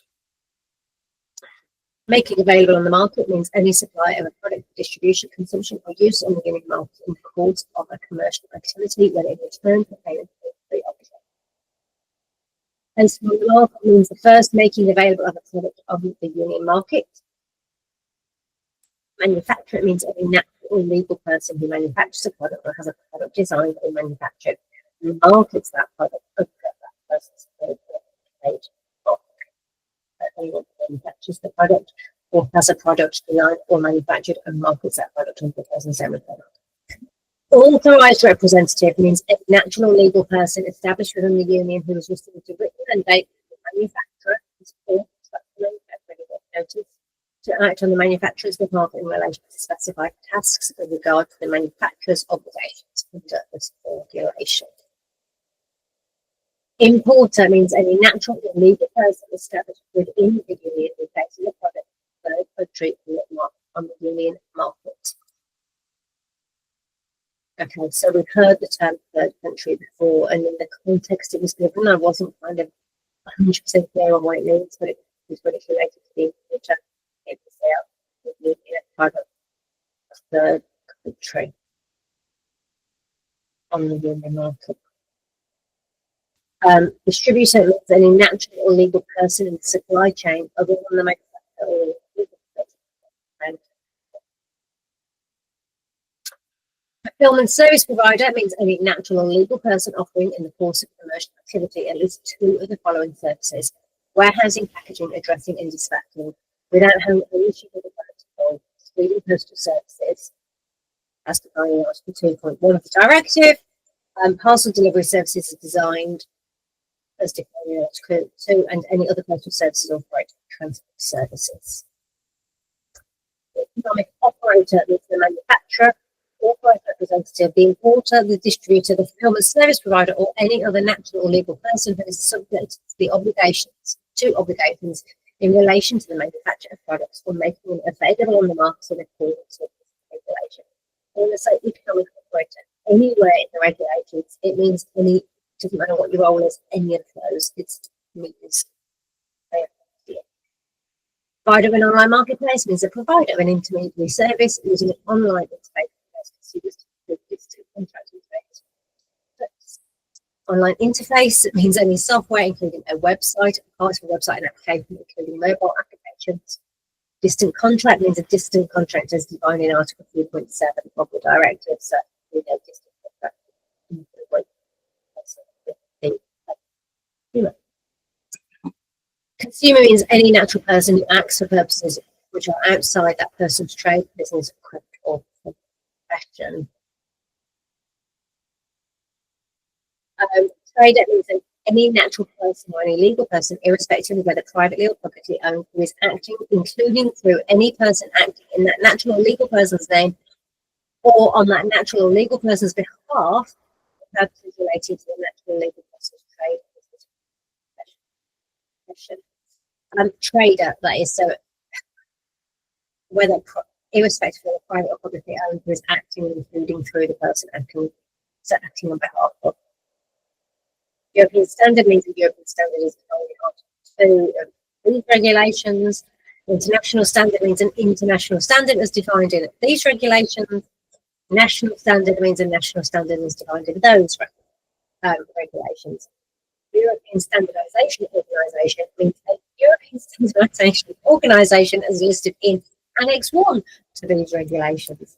When I say these regulations, I mean the ones that are detailed in writing on the screen, what the ones on the market surveillance means the activities carried out and the measures taken by market surveillance authorities to ensure that products comply with the requirements set out in this regulation.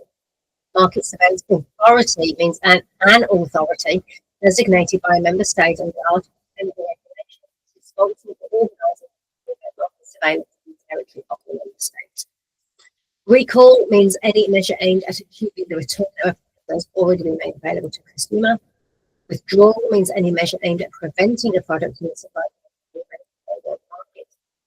Union harmonisation legislation means union legislation listed in Annex 1 to these regulations and any other union legislation harmonising the conditions for the marketing of products to which that regulation applies. Antiques means products such as collectors' items or works of art in relation to which consumers cannot reasonably expect that they fulfil state-of-the-art safety standards.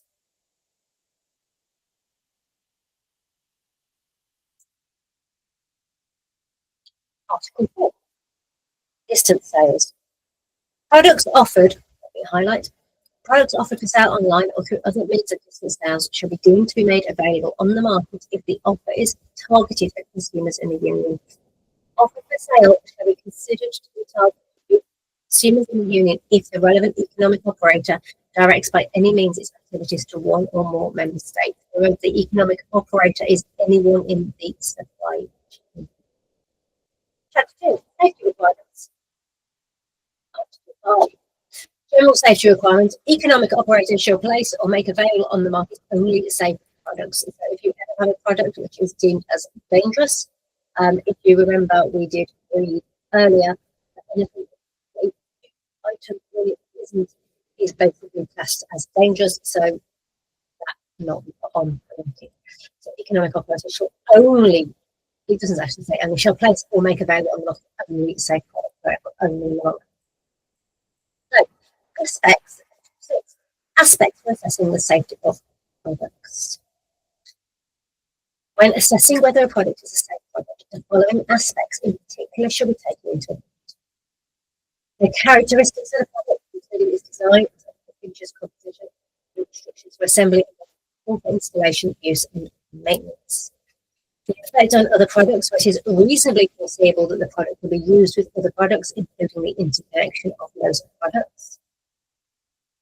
The effect that other products might have on the product to be assessed, where it is reasonably foreseeable that other products will be used with that product, including the effect of non-embedded items that are meant to determine, change, or complete the way the product to be assessed works, which has to be taken into consideration when assessing the safety of the product to be assessed. How can you follow this so far? So basically, you're looking at the products itself, you're looking at its effect on other products, and you're also looking at where it's reasonably foreseeable that other products will be used with it, how that's going to work. The presentation of the product, the labelling, including the labelling regarding age suitability for children, any warnings, instructions for safe use, disposal, and any other indication or information regarding the products. The categories of consumer using the product, particularly assessing the risk of vulnerable consumers such as children, older persons, people, and persons with disabilities, as well as the impact of gender differences on health and safety. The appearance of the product is likely to lead consumers to use the product in a way different to what it was designed for. In particular, there you go. Where a product, although not foodstuff, resembles foodstuff and is likely to be confused with foodstuff due to its form, odour, colour, appearance, packaging, labelling, volume, size, or other characteristics, and might therefore be placed in it did say that would be classed as dangerous. Where a product, although neither designed nor intended to be used by children, is likely to be used by children or resembles an object commonly recognised as appealing to or intended for use by children, is designed.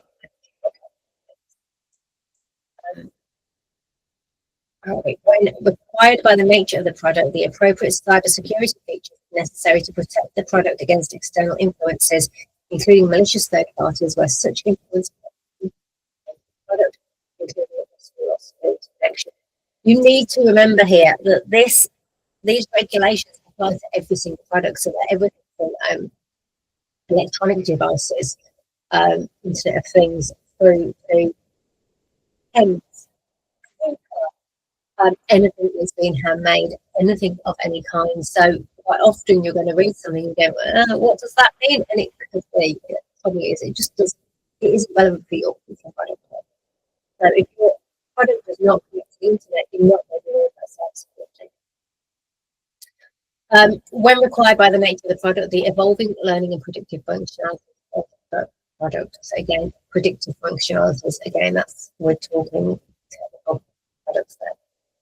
The feasibility of obtaining higher levels of safety or the availability of other products presenting a lesser degree of risk shall not constitute grounds for considering the product to be a dangerous product.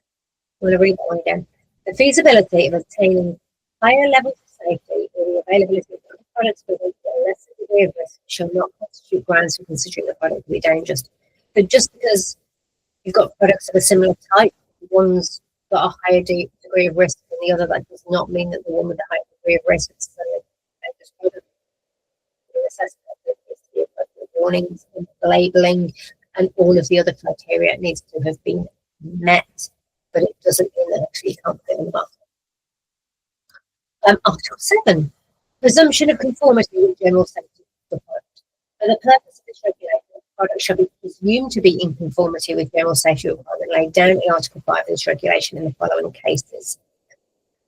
It conforms to relevant European standards or parts thereof as the risks by the standards of concern. The reference is published in the official journal of the European Union in accordance with Article 10 of the regulation.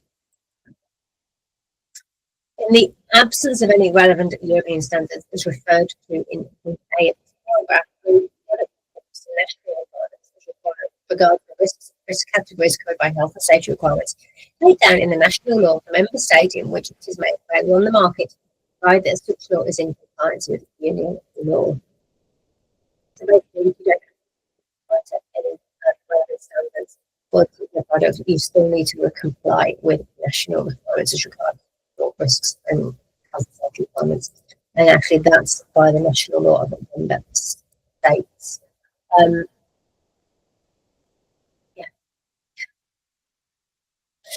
I'm kind of being amused here because actually, in reality, is you should be digging into each national law of the member states that you want to sell in. But in all, that isn't you know whether something is risky or not. And I'm quietly confident if you're watching this video, you probably are selling a product that is low risk, or you are already meeting standards that are anyway. So in which case, you don't need to dig into this. But if you've got any doubts at all, you should go and look at the state that you're selling to. The same applies for any country all over the world. You do have obligations as sellers to comply. I will pop a link in the other video. I will pop a link here, which is a EU link, which you can go in and say you're a business and can say that you're a what country you want to sell into, and it will then tell you all the obligations that you The Commission should adopt implementing acts determining the specific safety requirements by European standards in order to ensure that products which conform to those European standards satisfy the general safety requirement laid down in Article 5. We've already talked about Article 5. So implementing actually adopting of the examination procedure refers to Article 46. However, the presumption of conformity with the general safety requirements under paragraph 1 should not prevent market surveillance authorities from taking all appropriate measures of regulation when there is evidence that, despite such presumption, the product is dangerous. So what I like about this section is they are going to presume that you're conforming, that you are putting position on the market, that you have done everything you can to comply with the regulations if you're selling. But what this means is that actually, if they get reports, then they are going to investigate and they're going to pay attention. One thing to cover here, this is about products that are sold to consumers. If you sell to a business inside the EU, it is their responsibility to make sure that any products that conform to this, but you don't need the EU representative because they are basically doing that job. They're based inside the EU, but you still would need to make sure that your product is safe for them. It's still relevant. You know about all of this. You just have different obligations and responsibilities. Article 8. Additional elements to be taken into account for assessing the safety of products. For the purpose of Article 7, where the presumption of safety of Article 7 is not applied, when assessing whether a product is safe, the following elements in particular should be taken into account when available. I'm sorry, you need to European standards, other than those, the references of which have been published in the Official Journal of the European Union in accordance with Article 10,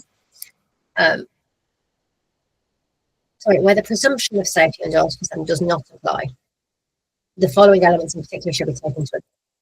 International standards, international agreements, voluntary certification schemes with similar third-party conformity assessment frameworks, in particular those conceived to support union law, Commission recommendations or guidelines on product safety assessment, national standards drawn up from the state in which the product is available, the state of the art and technology, including the opinion of recognised scientific bodies and expert committees, product safety codes of good practice in force or sector concerned, reasonable safety requirements adopted in accordance with Article 7. So basically, where the presumption of safety doesn't apply, they can take into account all of these. And we're on to so, chapter 3, obligations of economic operators. Now, if you remember, economic operators is the generic term for all of the different roles. So it depends here. Section 1 with the obligations of manufacturers in Article 9.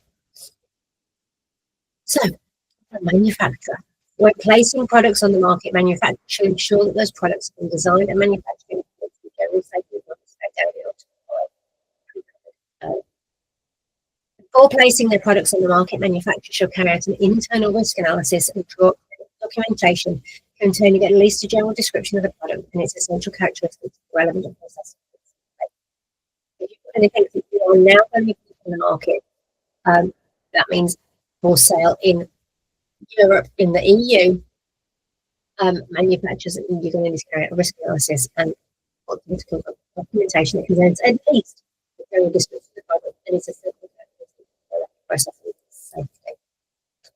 Where appropriate with regard to possible risks related to the product, the technical documentation referred to in the first subparagraph shall also contain, as applicable,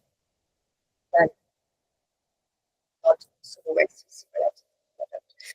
If there's possible risks, you also need to include an analysis of possible risks related to the product and the solutions adopted to eliminate or mitigate such risks, including the outcome of any reports related to tests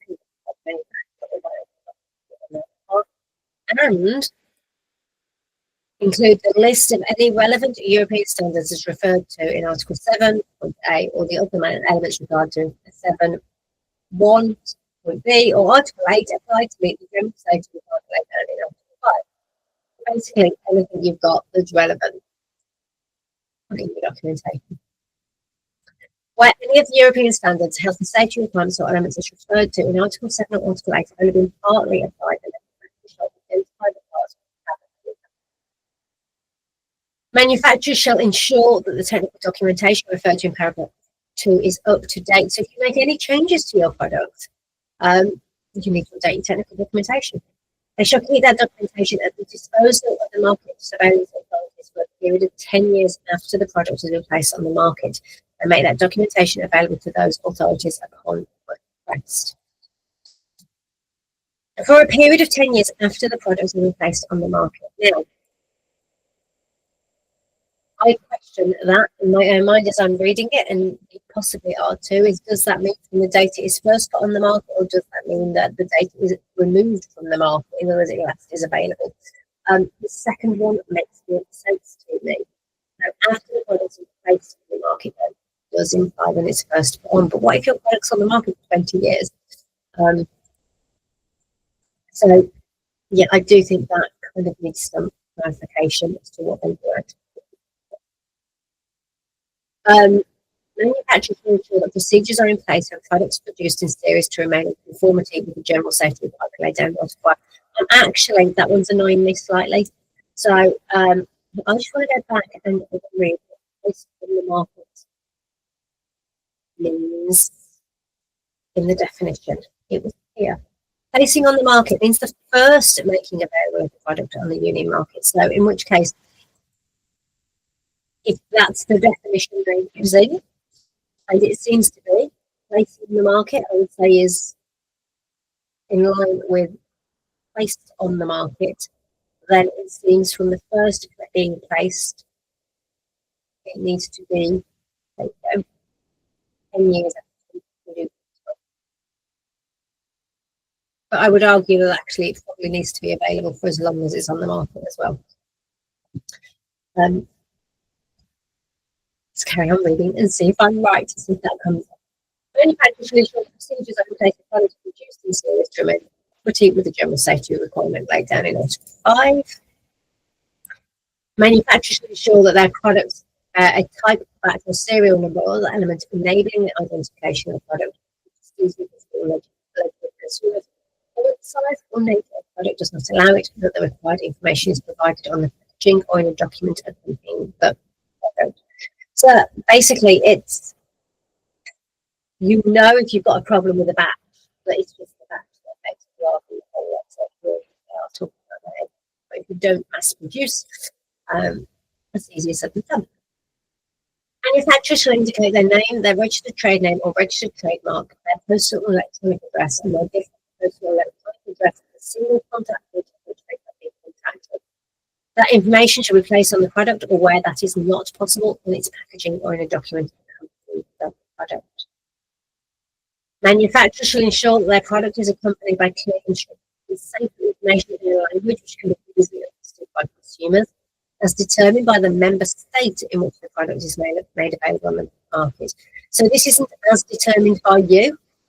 This is as determined by the member states. The member state that we're selling into, we're selling to France, we're selling to Germany, or whatever other country, and as a country, it needs to be a language which that particular member state recognises as easily understood by consumers. So probably they need to.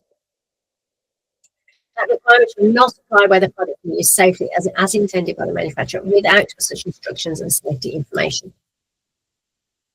Okay, so we know what to think. Where a manufacturer considers or has reason to believe on the basis of the information that manufacturers section that a product which it says placed on the market is a dangerous product, the manufacturer shall immediately take corrective measures necessary to bring in an effective manner the product into conformity, including withdrawal or recall as appropriate. Anyway, you know, regulations don't assume any such thing. Also, inform consumers thereof in accordance with Article 35 or 36 or both. So it goes into more detail about what they would happen here. But it is informed consumers. It's not stick a leaflet up somewhere. It's not put a notice on your website. It is informed consumers. Informed through the Safety Business Gateway, the market surveillance authorities of the member states in which the products have been made available. So market surveillance authorities of each member state needs to be informed, and that happens through this, which is a website. For the purposes of points B and C of the first paragraph, the manufacturer shall give details in particular of the risks to health and safety quantity by member state of products are circulating on the market. The Commission shall ensure that the information meant to alert consumers can be provided by manufacturers through the Safety Business Gateway and is made available to consumers on the Safety Gateway.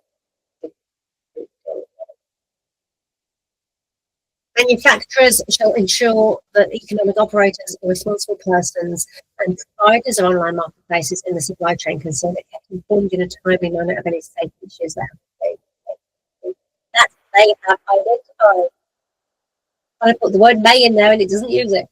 Manufacturers shall make publicly available communication channels such as a telephone number, electronic address, email address, or dedicated section of their website, taking into account accessibility needs of persons with disabilities, enabling consumers to submit complaints and to inform manufacturers of any accident or safety issue they've experienced with a product. And that's quite important because that's not very much anywhere. But you need to make sure that people can get in touch with you. Consumers, or anybody else, but anybody who has the product in their hands is probably a better person. Manufacturers should investigate complaints submitted and information received on accidents that concern the safety of products that are made available on the market,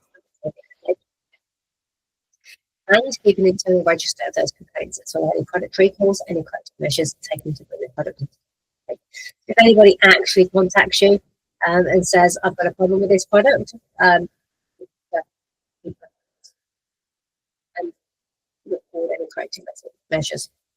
The internal register of complaints shall only store those personal data that are necessary for the manufacturer to investigate the complaint about an alleged dangerous product. Such data shall only be kept as long as it's necessary for the purpose of the investigation, and in the event no longer 5 years data has been entered. So GDPR, you've got a responsibility to look after that data.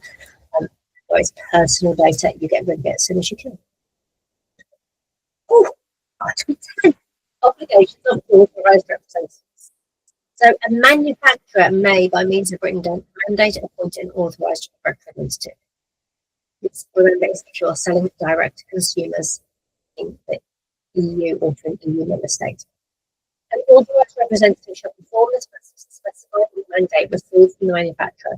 The authorised representative shall provide the market surveillance authorities with a copy of the mandate request.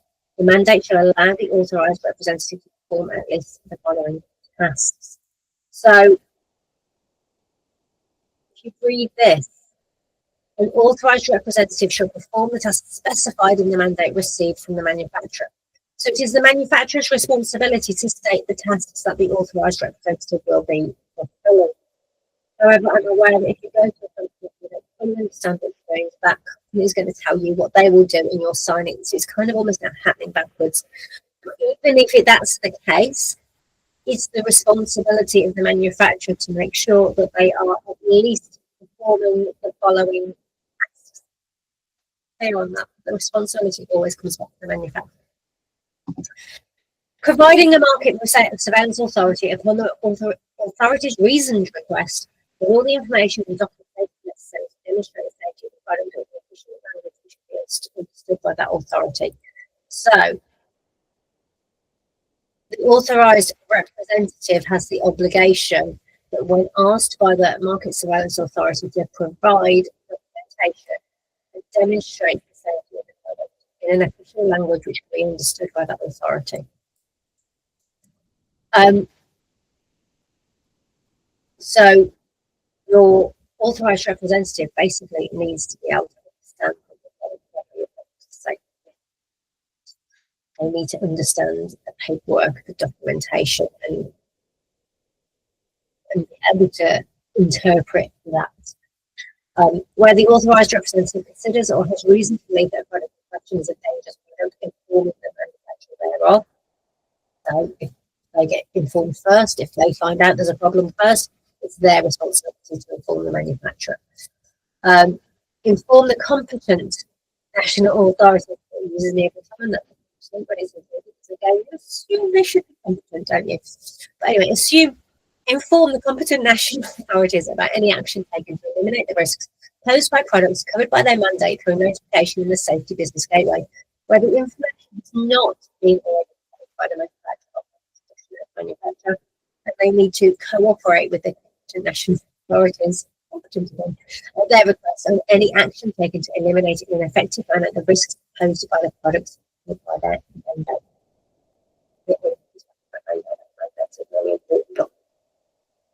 Article 11. So the obligations of importers. So before placing a importer shall ensure that the product complies with the general safety requirement in Article 5 out in Article 9, 2, 5 and 6.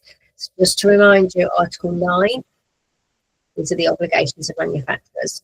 So if you are,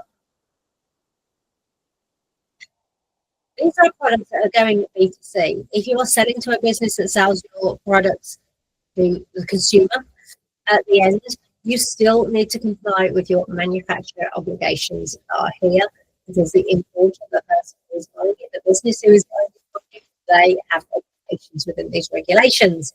So it is one of theirs is that the manufacturer has complied with the requirements.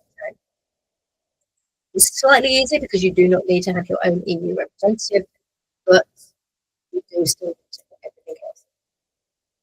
Where an importer considers or has reason to believe on the basis of the information in that importer's possession that a product is not in conformity with Article 5 and Article 9, 2, 5 and 6, the importer shall not place the product on the market until the product has been brought into conformity. Furthermore, where the product is a dangerous product, the importer shall immediately inform the manufacturer thereof and ensure that the market surveillance authorities are informed thereof. So each person has a responsibility to report anything as soon as they are aware. Importers should indicate their name, their trade name, registered trademark, their postal and electronic address, and where different, postal and electronic address and the people to contact the which they can be contacted. That information should be placed on the product where that is not possible, on its packaging or in a document accompanying the product. Importers shall ensure that any additional label does not obscure any information required by union law on the label provided by the manufacturer. You read this the same way as me, that basically it looks like everybody in the chain is going to need to make sure that their contact details are available with the product. Importers shall ensure that the product they imported is printed by creative the state language which can be easily understood by consumers is determined by the member state. It's that line again of determined by the member state in which the product is made available on the market, except where the product can be used safely and as intended by the manufacturer without to ensure that while a product is under their responsibility, storage or transport conditions do not jeopardise its conformity with the general safety requirement laid down in Article 5 and its conformity with Article 9. So basically, the importers, as soon as they get the product, have a responsibility to keep that. Importers shall keep the copy of technical documentation referred to in Article 9, so they get copies of the technical documentation at the disposal of the market surveillance authorities for a period of 10 years after they've placed the product on the market, to ensure that the documents referred to in Article 9 made available to those authorities upon request. Laura said earlier that they kind of an importer, and this is where they are buying the product from. So they're taking now responsibility for the product. They basically become the EU representative that you need to have if you are selling direct. Importers shall cooperate with market surveillance authorities and the manufacturer to ensure their products are safe. Importers considers or has reason to believe on the basis of the information in the importer's possession that a product which is placed on the market is a dangerous product, the importer shall immediately inform the manufacturer thereof. Ensure that the corrective measures necessary to bring in an effective product are taken, including withdrawal or recall as appropriate, where such measures have not been taken, the importer shall immediately take them. So basically, these regulations are putting responsibility at every level of person involved. Their job is also to ensure that consumers are immediately informed thereof in accordance with Article 35 or 36 or both, and inform the market surveillance authorities of the member states in which the product has been made available on the market thereof with the Safety Business Gateway. For the purposes of points C and D, which immediately inform the market surveillance, of the first subparagraph, the important should give details of the risks to health and safety of consumers and of any corrective measure already taken, available of the quantity by member states of the products subject to markets again. Importers shall verify whether the communication channels referred to in Article 9 are publicly available to consumers, thereby allowing them to present complaints and communicate any accident or safety issue they have experienced with the product. If such channels are not available, importers shall provide for them, taking into account accessibility needs for persons with disability. Importers shall verify whether the communication channels referred to in Article 9.11. Article 9.11 just take that up here, which is the manufacturer's communication channels. Where did I get to? I shouldn't just scroll away. Yeah. Audit shall verify whether the communication channels referred to in Article 9 are publicly available to consumers, thereby allowing them to present complaints and communicate any accident issue them with experienced product. If such channels are not available, importers shall provide for them. So if the manufacturer has credit, the importer to. So as it states that the manufacturer has to, then that it feels like just an emergency backup plan. I apologise. I'm momentarily distracted because we have, that's the space gap between 9, and then we have this bigger gap here. And I go, you think that they'd be able to get me trial, wouldn't you? Anyway, importers should investigate complaints submitted and received on accidents that concern the safety of products that are made available in the market. So again, importers also have the responsibility to investigate complaints. Which the complainant is alleged to be dangerous and follow those complaints as well as other retailers and measures to bring the product into conformity. They can do that in line with the manufacturer, I imagine. Importers should keep manufacturer, distributors, and where relevant fulfillment service providers and providers of online marketplaces informed in a timely manner of the investigation performed and approved results. The register of complaints shall only store those personal data that are necessary for the importer to investigate the complaint about an alleged dangerous product. Again, it only needs to be kept as necessary for the purpose of the investigation and no longer than 5 years. Oh, and let's see what we talk about. So, obligations of distributors. Before making a product available on the market, distributors shall verify that the manufacturer and where applicable the importer requirements set out in Article 9 as applicable. Distributors should ensure that while a product is under their responsibility, storage or transport conditions do not jeopardise its conformity with the general safety requirement. You're getting the pattern here now, aren't you? That if the responsibility is there for one, it's there for another. Where a distributor considers or has reason to believe on the basis of information in that distributor's possession that a product is not in conformity with the articles as required, the distributor shall not make the product available on the market unless the product is where a distributor considers or has reason to believe on the basis of the information in that distributor's possession that a product which has been made available on the market is a dangerous product or is not in conformity with the articles as applicable, the distributor shall immediately inform the manufacturer or importer as applicable thereof. Ensure that the corrective measures necessary to bring in an effective manner the product into conformity are taken, including withdrawal or recall as appropriate. Ensure that the market surveillance authorities of the states in which the product has been made available on the market are immediately informed thereof of the Safety Business Gateway. For the purposes of points B and C of the first subparagraph, the distributor shall give appropriate details available to it of the risk and the health and safety of consumers, the number of products involved, and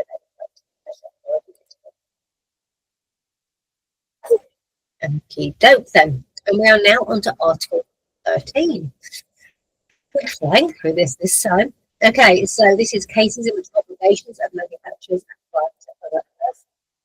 So a natural or legal person shall be deemed to be a manufacturer for the purposes of this regulation and should be subject to the obligations of the manufacturer set out in Article 9, where that natural or legal person places a product on the market under the natural or legal person's trademark. So they put it out under their own name. I would imagine this covers if you've bought something white label and you put it out in your name, then you are deemed to be a manufacturer.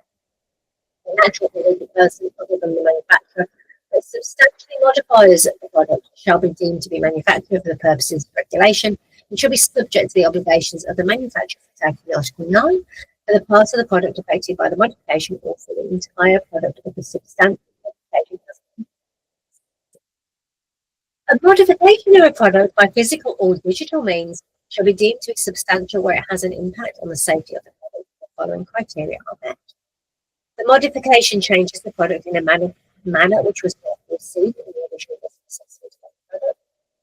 The nature of the hazard has changed, a new hazard has been created, or the level of risk has increased because of the modification. The modifications have not been made by consumers themselves or on their behalf for their own use. 14. Internal processes for product safety.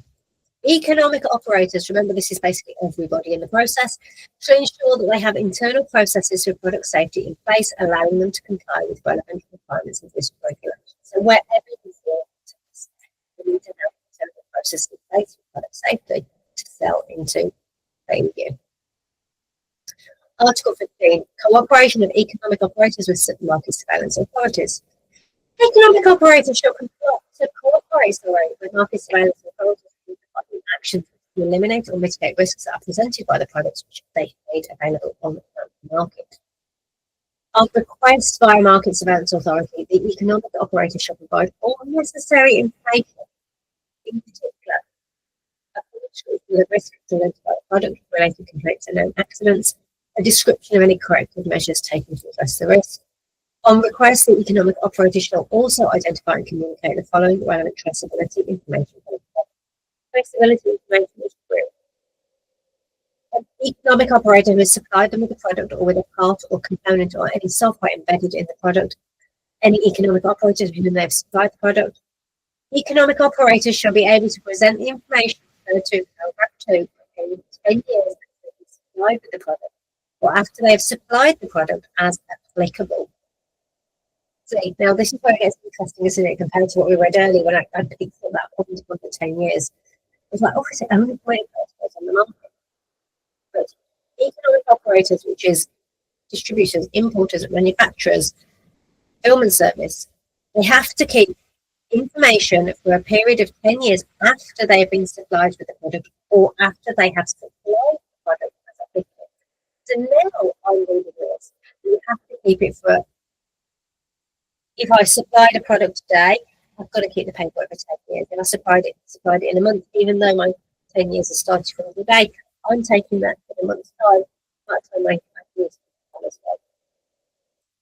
Again, tell me your comments. Tell me if you read that the same way that I do. What's always interesting about regulations is that once they've been out for a little while, understanding gets a lot clearer. In the way that it works and in the way that actually is going to be applied. So economic operators shall be able to present the information referred to in paragraph 3 for a period of 6 years after they've been supplied with a product or with a part of the or a software embedded in it after they've supplied the product as applicable. Sorry, I moved my mouse for me then. Right, so this is about paragraph 2 information. This is about paragraph 3. So paragraph 3 information is this about the traceability of the product.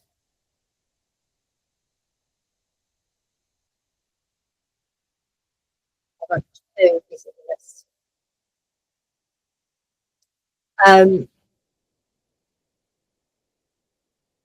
Sorry, I had to find myself again. Market surveillance authorities may request the economic operators to submit regular progress reports to decide whether or when corrective measures may be considered completed. So the market surveillance authorities decide when something is. Article 16, the responsible person for products based on the union. So a product covered by this regulation should not be placed on the market unless there is an economic operator established in the union who is responsible for the tasks set out in Article 4 of the regulation in respect to that product.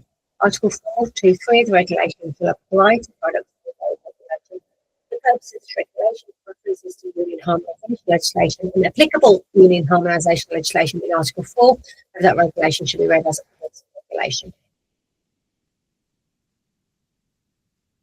Without prejudice to economic operators in addition to the task referred to in Article 4 of regulation, and to ensure the safety of the product it is responsible for, where appropriate with regard to possible risks related to the product, the economic operator referred to in paragraph 1.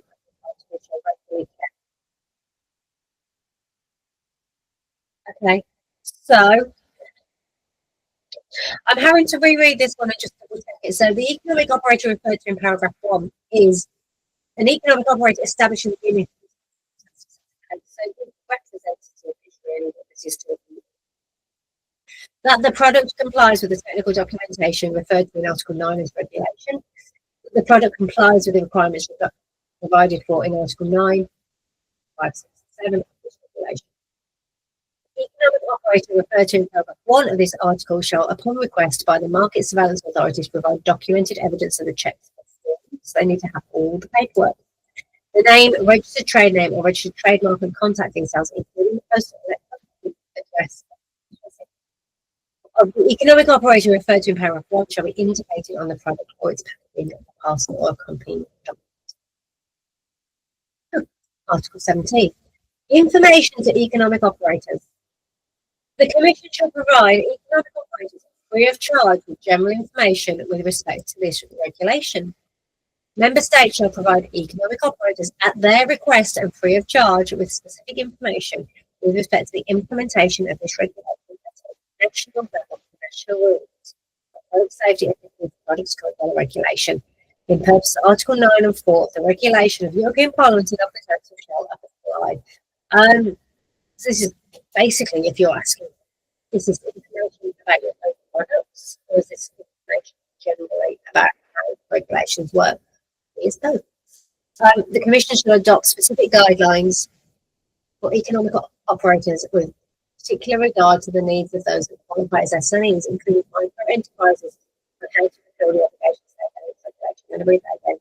The Commission shall adopt specific guidelines for economic operators with regard to the needs of those that qualify as SMEs, including micro enterprises, and how to fulfill the obligations laid down in this. So, now I understand a bit more. This is all going to be free of charge with general information of how to comply, but they are going to adopt specific guidelines for SMEs and micro enterprises. Not out yet. And as I'm recording this, it is the 28th of November. So they haven't got long to get this in place, have they? But that's still a really nice thing to read again. I mean, it was echoed earlier on in part 1 of the video when we were reading through the very early information. I'd like that. I'm just waiting for it to happen. Okay, so just looking to see how much more is left. Okay, so we've got to Article 18, which is specific traceability requirements for certain products, categories, or groups of products. I'm going to leave it there today. I will come and I will finish recording this tomorrow. So looking at how much we've got through today, we've got through quite a lot today. So I imagine we can do the same tomorrow. So I should be able to finish this in another batch. And then we can try and have a think about it, see what we think about the points we're starting to get to a bit more of the nitty gritty here. Yeah. I'm one of the issues going through, I hope that you are too. But I've been reading this for about an hour now, and my mouse hand could do with a break, and so for my voice. I'm going to come back and finish this tomorrow and then make it available as quickly as possible. Right, that's it. I'm going to go. Oh, wow. Here we are for part 3 of going through the GPSR. If you've made it this far with me, do let me know in the comments, because at the moment I'm not convinced that anybody is going to watch with me all this way through. But to be honest, I'm really recording this because it helps get this in my head as I get to go through it. And also, if you want to check that I have, you can see that I have. So it's going to help me answer more questions as we progress and go forward. But still, if you actually want to go through it with me, I love that. I'm over the moon that you're here. Please do let me know that you've got it as far as part 3. And let's go dig into Article 18. Oh, right. Let me just sort this out. Right, so Article 18, this is specific traceability requirements for certain products, categories or groups of products. Questions I've been asked really are starting to become about certain products, categories or groups of products. So I'm kind of hoping we'll start to get some answers as we go through now. And also, it's always good to know about the traceability requirements. So, ready? Let's go. For certain products, categories or groups of products which are likely to present a serious risk to the health and safety of consumers based on accidents registered in the Safety Business Gateway, the Safety Gate statistics, the results of joint activities on product safety and other relevant indicators or evidence, and after consulting the Consumer Safety Network, relevant expert groups and relevant stakeholders, the Commission may set up a system of traceability to which economic operators who place and make available those products on the market shall adhere. So they're basically saying they can take this all a step further in making sure that they can track everything. The system of traceability shall consist of the collection and storage of data, including electronic means, enabling the identification of the product, its components, or of the economic operators involved in the supply chain, as well as in the modalities to display and to access those data, including placement of a data carrier on the product, its packaging, or accompanying documents. Okay, I don't think this section is going to quite cover what I thought it was going to. The Commission is empowered to adopt delegated acts in accordance with Article 45 to supplement this regulation by determining the products, categories, or groups of products or components are likely to present a serious risk to the health and safety of consumers, as referred to in paragraph 1. The Commission shall state in the delegated acts concerned whether it has used the risk analysis methodology provided for Commission implementing decision, or if that methodology is not appropriate for the product concerned, it shall give a detailed description of the methodology used. So I'll go back up here a second. The thing that I think I want to point out here is we're not talking about specific businesses or manufacturers or distributors or importers. We are talking here about certain products, categories, or groups of products. So you might have a product which is completely and utterly safe, but if others are selling a similar product which are causing accidents to be registered and causing issues on product safety, then actually it could flag your products up to fall into this additional traceability requirements as well.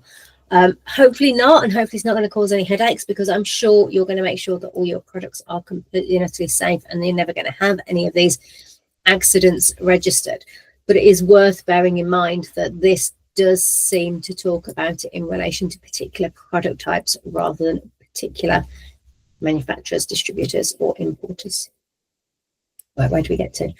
Specifying the type of data which economic operators are to collect and store by means of system of traceability. Specifying the modalities to display and access data, including placement of data carrier on its product, packaging, or accompanying documents. Specifying the actors that shall have access to the data as referred to in point B, and to what data they shall have access, including consumers, economic operators, providers of online marketplaces, competent national authorities, the Commission, and public interest organisations, or any organisation acting on their behalf. Market surveillance authorities, consumers, economic operators, and other relevant actors shall have access free of charge to the data referred to in paragraph 3 based on their respective access rights set out in the applicable delegated act adopted pursuant to paragraph 3 point D. Oh my word, I need to read that. I think I just said words there without taking it in. Market surveillance authorities, consumers, economic operators, and other relevant actors shall have access free of charge to the data referred to in paragraph 3. So all of this you should be able to access free of charge. You'll be able to keep an eye, in theory, on your own product types. That's, at least that's my understanding from that. Again, if you are disagreeing with me, let me know in the comments.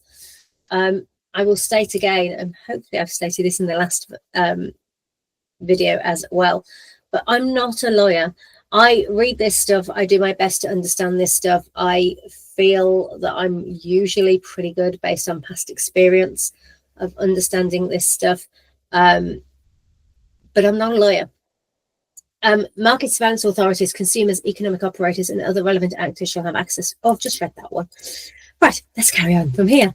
When adopting the measures referred to in paragraph 3, the Commission shall take into account the cost effectiveness of the measures, including the impact of measures on business, in particular SMEs. So that's the third mention we've had of SMEs in these regulations. An adequate time frame to allow economic operators to prepare for those measures. The compatibility, interoperability with, I said that right, with other product traceability systems already set up at the union or at national level. Okay, Article 19.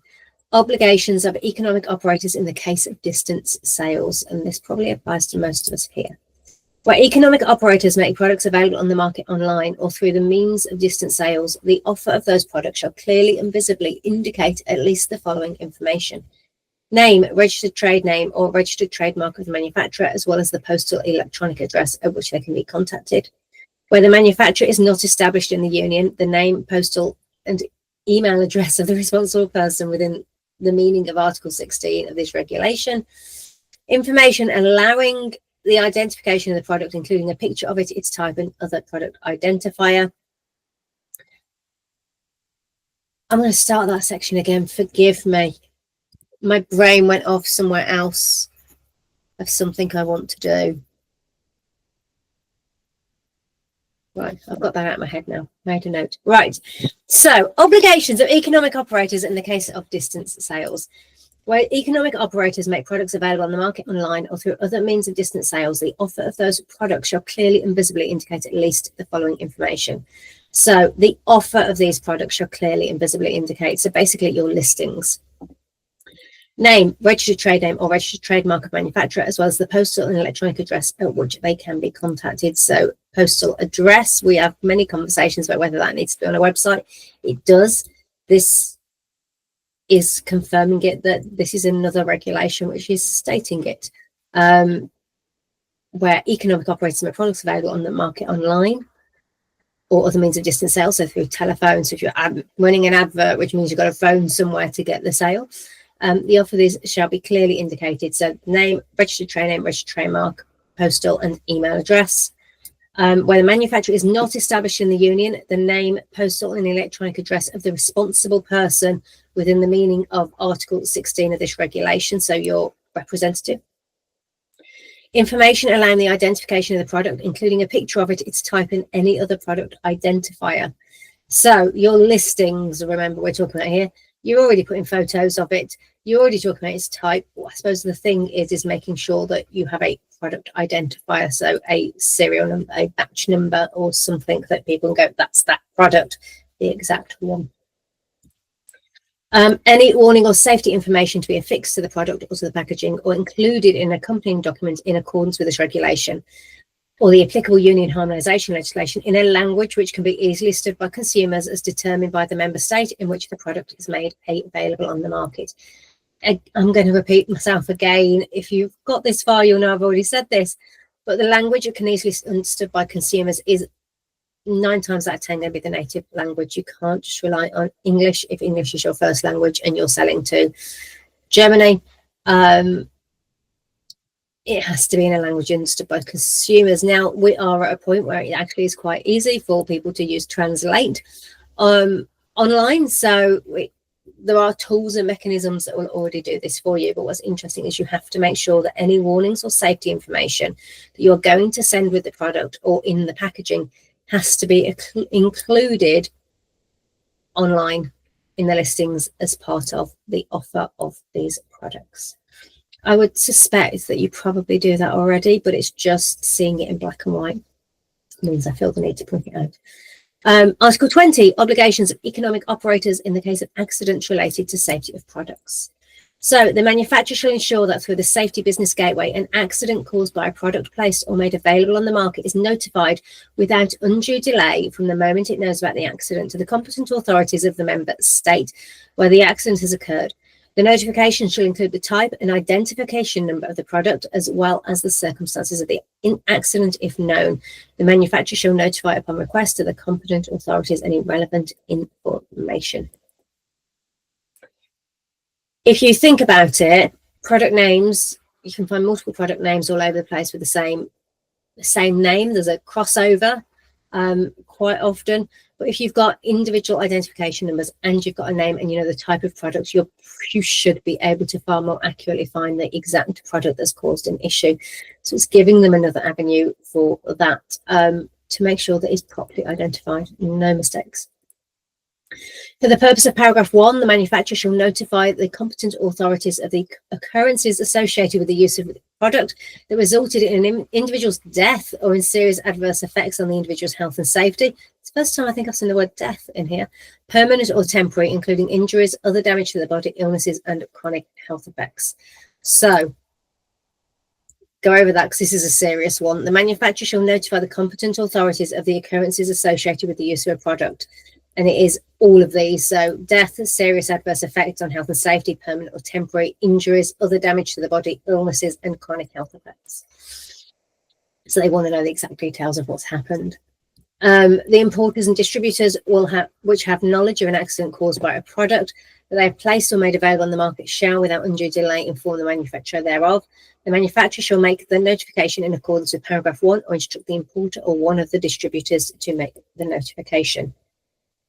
Where the manufacturer of the product is not established in the union, the responsible person within the meaning of Article 16, who has knowledge of this accident shall ensure the notification is made. So basically, the onus is on everybody in the chain to inform about any accidents in all directions to the authorities and down the chain.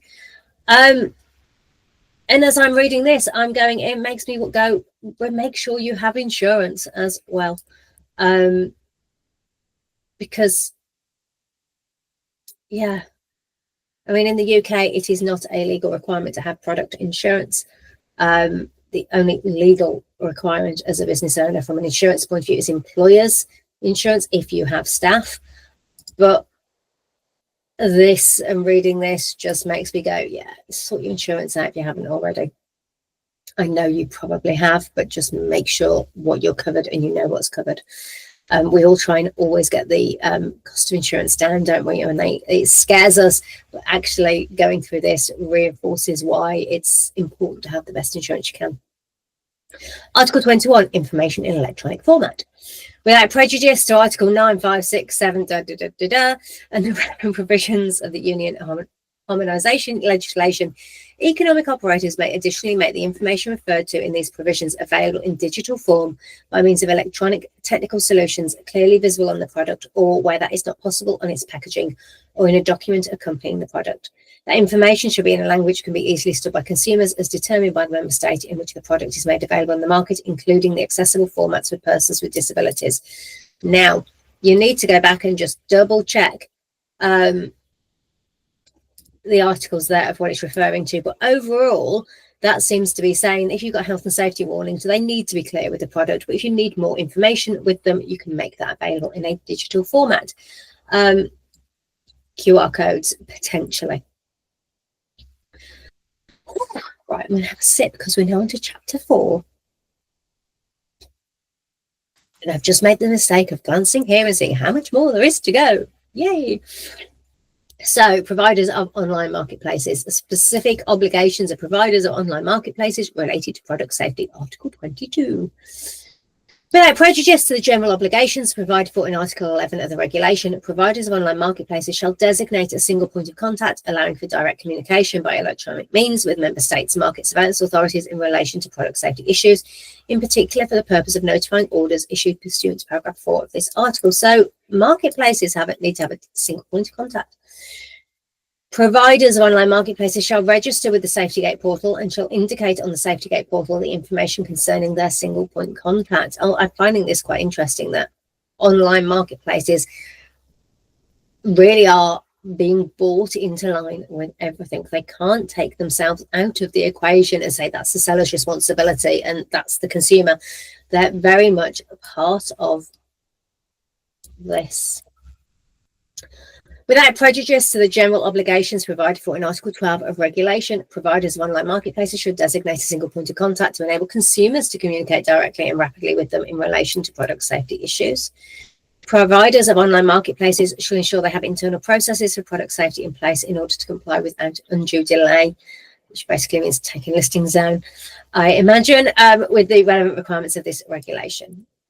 As regards powers conferred by member states in accordance with Article 14 of regulation, member states shall confirm on their market surveillance authorities the necessary power as regards specific content referring to an offer of a dangerous product to issue an order requiring providers of online marketplaces to remove such content from their online interface, to disable access to it, or display an explicit warning.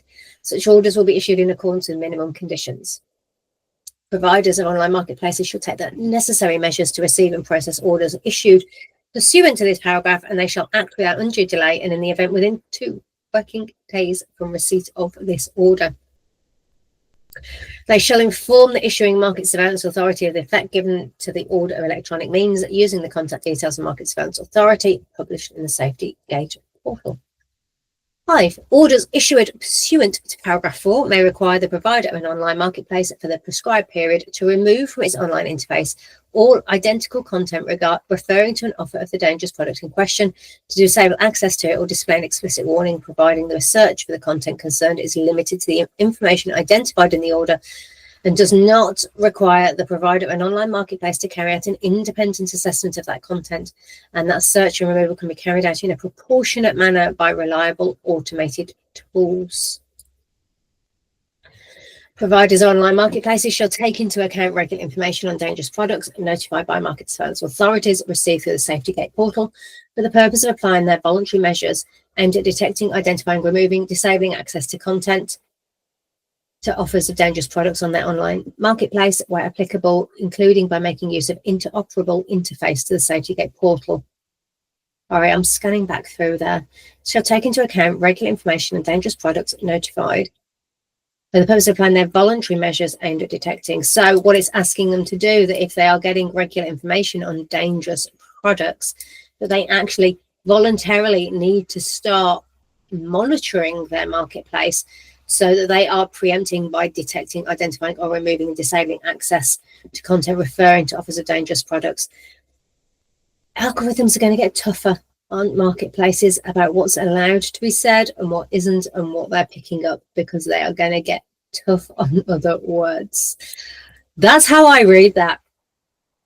They shall inform the authority that the notifications of the Safety Gate rapid alert system of any action taken by using contact details of the Market Surveillance Authority published in the Safety Gate portal.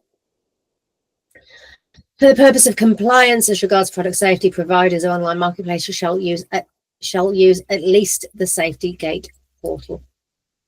Providers of online marketplaces shall, without undue delay and in any event within 3 working days from receipt of the notice, process the notices related to product safety issues with regard to the product offered for sale online through their services.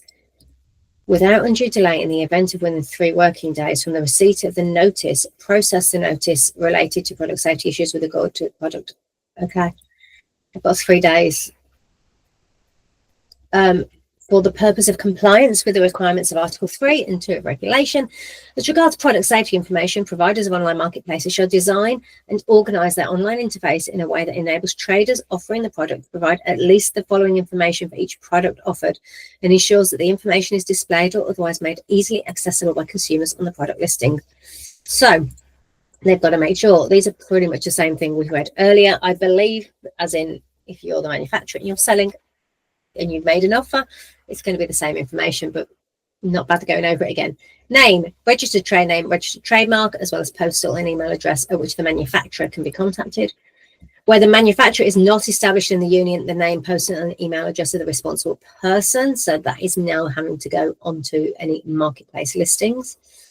Information allowing the identification of the product, including picture, already does. Its type, you have a description. The type is usually in that, and any other product identifier. But remember, it does want you to have a product identifier. Any warning or safety information to be affixed on the product or to accompany it in accordance with this regulation in a language that can be easily understood by consumers as determined by the member state in which the product is made available on the market. So I imagine there will be a new box being added to most marketplaces if they're not already there. There is warning and safety information. The internal processes referring to in paragraph 3 should include mechanisms which enable traders to provide information in accordance with paragraph 9 of this article, including information on the manufacturer established in the union or, where applicable, the responsible person within the meaning of Article 16. Their self-certification, committing to offer only products that comply with the regulation.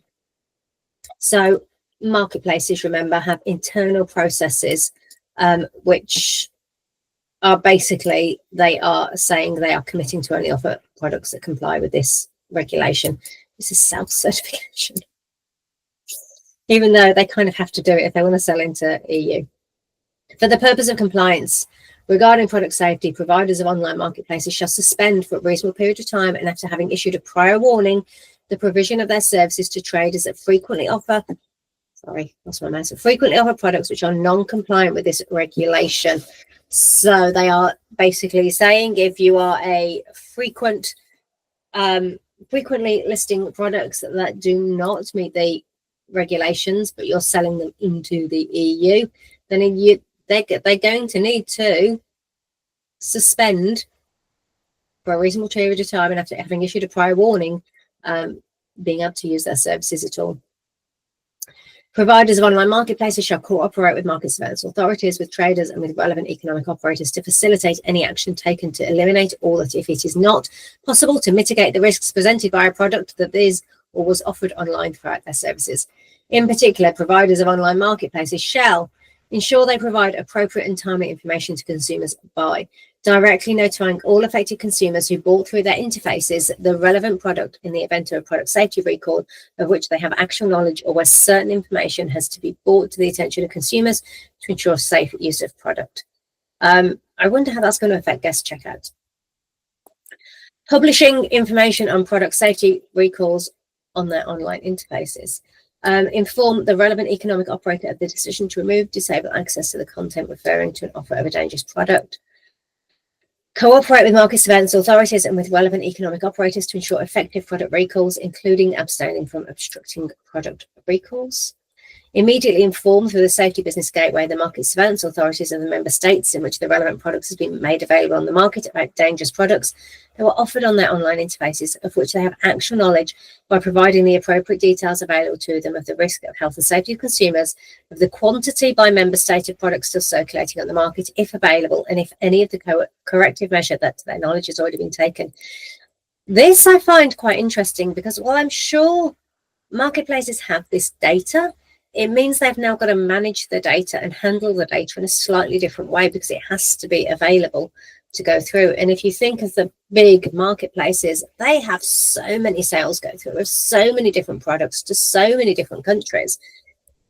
That's actually quite a big deal if they don't already have it organized in such a way. Cooperate with regard to accidents notified to them by informing the relevant traders and economic operators without delay about the information they have received regarding accidents or safety issues where they have knowledge that the product in question was offered by those traders through their interfaces. Notifying without undue delay through the Safety Business Gateway of any accident of which they've been informed resulted in a serious risk or actual damage to the health and safety of the consumer caused by a product made available on their online marketplace, and inform the manufacturer thereof. Again, remember, this is an up and down process. They've got to report it up and they've got to report it down if they know about it and they're first to know about it. Cooperate with law enforcement agencies at union and national level, including the European Anti-Fraud Office, through regular and structured exchange of information on offers that are being removed on the basis of this article by providers of online marketplaces. Allow access to their interfaces for the online tools operated by market surveillance authorities to identify dangerous products. Cooperate in identifying as far as possible the supply chain of dangerous products by responding to data requests where the relevant information is not publicly available. Upon a reasonable request of the market surveillance authorities, when providers of online marketplaces or online sellers have put in place technical obstacles to the extraction of data from their online interfaces, data scraping, allow the scraping of such data only for product safety purpose based on the identification parameters provided by the requesting market surveillance authorities.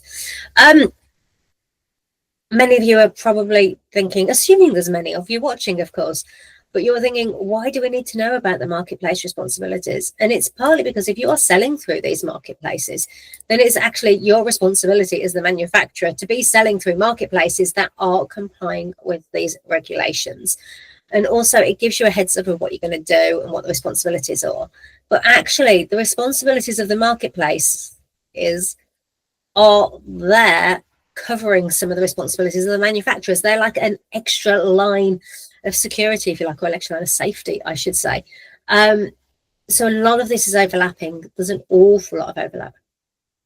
Okay, chapter 5, market surveillance and implementation. Right, all these articles shall apply to products covered by this regulation.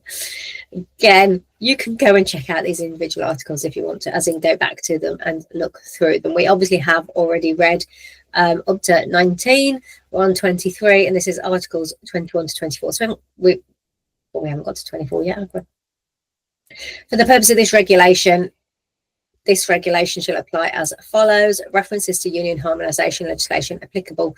Union harmonisation legislation, this regulation, starting to struggle with my words now. And for the application of union harmonisation, the relevant union, basically, it's all got to work hand in hand. Let's just take it that way. They work together. Reference to that legislation and this regulation of that regulation should be read as a reference to this regulation. I'm laughing just because yeah. Should we just take it as standard that all of this relates back to each other and it all links back? Because basically that's what this is doing. If this was Wikipedia, this would just have links back and forth all over the place. So everything just all ties in together. Nothing gets you out of anything else. Where a dangerous product has been identified, market surveillance authorities may request from the manufacturer information on other products produced using the same procedure, containing the same components or being part of the same production batch, which are affected by the same risk. So if you... I'm going to use my pens. I haven't bought pens out in these videos. Anyone who is a member of the club knows I use pens quite frequently.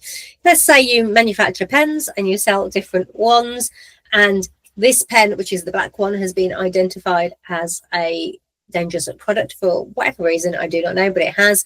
They're going to request information on your other products which are produced using the same procedure. And we can pretty much assume that as much as they're different colours, that actually these pens are made using the same procedure. They use pretty much all the same components except for the different ink. Well, I suppose if it is the ink specifically that's a problem here, then it won't matter. But if it's something to do with the pen as a whole, this issue is going to bring these ones into play.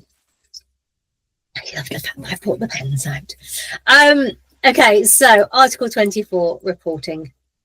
Member states shall communicate to the Commission not later than 2 years after the adoption of the implementing act, referred to in paragraph 2, and every year thereafter, data concerning the application of this regulation. Okay. Following the communication from member states, the Commission shall draw up annually a summary report and make it available to the public. Ooh, something to look forward to. Oh dear. If you can't laugh over this stuff and you're only crying over it, we've got a problem. And I'm sorry if I'm at the point, I don't know if it's hysteria, but I'm at the point of laughing. The Commission shall, by means of implementing acts, determine the output indicators on the basis of which member states are to communicate the data referred to in paragraph 1 of this article. Those implementing acts shall be adopted in accordance with the examination procedure referred to in Article 46. Chapter 6, Safety Gate Rapid Alert System and Safety Business Gateway, because I know that you're desperate to hear about this. So the Safety Rapid Alert System. The Commission shall further develop, modernise and maintain the rapid alert system for the exchange of information on corrective measures concerning dangerous products and enhance its efficiency. The Commission and member states shall have access to the Safety Gate Rapid Alert System. For that purpose, each member state shall designate a single national contact point, which shall be responsible for at least checking the completeness of notifications and the submission thereof of validation by the Commission, as well as communication with the Commission with regard to the tasks provided in Article 26. The Commission shall adopt an implementing act specifying the roles and tasks of single national contact points. The implementing act shall be adopted in accordance with the examination procedure. Article 26, notification of dangerous products. through the Safety Gate Rapid Alert System. Whew. Member states shall notify through the Safety Gate Rapid Alert System corrective measures taken by authorities, economic operators on the basis of provisions of this regulation in relation to dangerous products presenting a risk to the health and safety of consumers and Article 20 of regulation. Member states may also notify envisaged corrective measures in relation to products presenting a serious risk through the Safety Gate Rapid Alert System if they consider it necessary with regard to the urgency of risk to the health and safety of consumers. Without prejudice to paragraph 1 of this article, Member States shall inform the Commission about corrective measures taken by their authorities or by economic operators on the basis of this regulation, and the Commission shall forward that information to other Member States. For that purpose, Member States may notify that the Safety Gate Rapid Alert System corrective measures taken by their authorities and by economic operators on the basis of this regulation in relation to products presenting a less than serious risk. The national authorities shall submit notifications as referred to in paragraph 1 for the Safety Gate Rapid Alert System without delay and in any event within 4 working days after the corrective measure is taken. By 4 working days after receiving a complete notification, the Commission shall check whether it complies with this article and with the requirements related to the operation of the Safety Gate Rapid Alert System defined by the Commission on the basis of paragraph 10. If the notification complies with this article and those requirements, the Commission shall transmit it to other Member States. Member States shall notify through the Rapid Alert System? It's a bit of a mouthful. Without undue delay, any update, modification or withdrawal of the corrective measures. Where a Member State notifies corrective measures taken in relation to products presenting a serious risk, the other Member State shall notify through the Safety Gate Rapid Alert System the corrective measures or other actions taken subsequently in relation to the same products and any other relevant information, including the results of any tests or analysis carried out without undue delay and in any event no later than 4 working days after the measures or actions are taken. There's a lot of work for people to do here, isn't there, of this? I mean, a lot of it's just going to be systems, but there's got to be a lot of notifications and a lot of checking and a lot of, I'm going to say, emails going back and forth between people and phone calls. To be fair, it's probably much needed. Products need to be safe. If there are problems with products, then they need to be taken off the market as quickly as possible. They need to be dealt with rather than more people being injured or hurt or whatever the other implications are of unsafe or dangerous products. So I don't have issues with that side of it. The regulations don't make easy reading, do they? Never do. Legal. You have to love it. If the Commission identifies, including on the basis of information received by consumers or consumer organisations, products which are likely to present a serious risk and for which Member States have not submitted a notification through the Safety Gate Rapid Alert System, it shall inform the Member State thereof. Ooh, Member State's going to get in trouble. Member States shall undertake the appropriate verifications and if they adopt measures, notify them through the Safety Gate Rapid Alert System in accordance with paragraph 1. The Commission shall implement the interface referred to in Article 20 of regulation between the information communication system referred to, blah, blah, blah, and the safety question, blah, blah, blah. That was really bad. Go back, Nicola. Do it properly. The Commission shall implement the interface referred to. I'm amused by my blah, blah, blah. That tells you where my head's at with this part, doesn't it? Regulation between the information communication system referred to in Article 34 of that regulation and the Safety Gate Rapid Alert System to enable a draft Safety Gate Rapid Alert System notification to be triggered from the information and communication system in order to avoid double data entry. And this is what I was referring to, that things can go back around and all over the place, but they want, but at least they've acknowledged it. They want to avoid double data entry. The Commission shall adopt delegated acts in accordance with Article 45 to supplement this regulation by specifying in particular access to Safety Gate Rapid Alert System, operation of, information to be entered in, the requirement notifications must meet, and the criteria for assessment of the level of risk. Basically, my understanding is, even though a lot of that, I don't want to say go through my head, but a lot of that I'm just reading words rather than necessarily kind of taking on board, because really this is the stuff that happens behind the scenes. And I hope beyond everything that you're never selling a product that ends up on this Safety Gate Rapid Alert System. But basically it's finding out about dangerous products as quickly as possible, determining the level of risk and notifying everybody involved as quickly as possible within the timescales of that were stated in here. So Safety Business Gateway. So you'll notice that they've got a lot of safety gates That was the rapid alert system. We're now looking at the business gateway. The Commission shall maintain a web portal enabling economic operators and providers of online marketplaces to provide in an easy way market surveillance authorities and consumers with information referred to easy way. Should we take bets on that one? The Commission shall draw up guidelines for the practical implementation of the safety gateway. Time to have a sip of my tea. Right. Chapter 7. Commission's role and enforcement coordination. Ooh. Okay. Article 28. Union action against products presenting a serious risk. Now, this is one we do need to take seriously. In case it's what we don't want. I don't want anybody to be putting unsafe products onto the market, but every product will have a different level of risk. So let's see. If the Commission becomes aware of a product or a specific category of a group of products presenting a serious risk to health and safety of consumers, it may take appropriate measures, either on its own initiative or upon request of member states, by means of implementing acts adapted to the gravity and urgency of the situation. If the risk cannot be dealt with in view of the nature of the safety issue posed by the product, category, or group of products. If I just say product, you know I mean product, category, or group of products. Please say you mean that, you know that.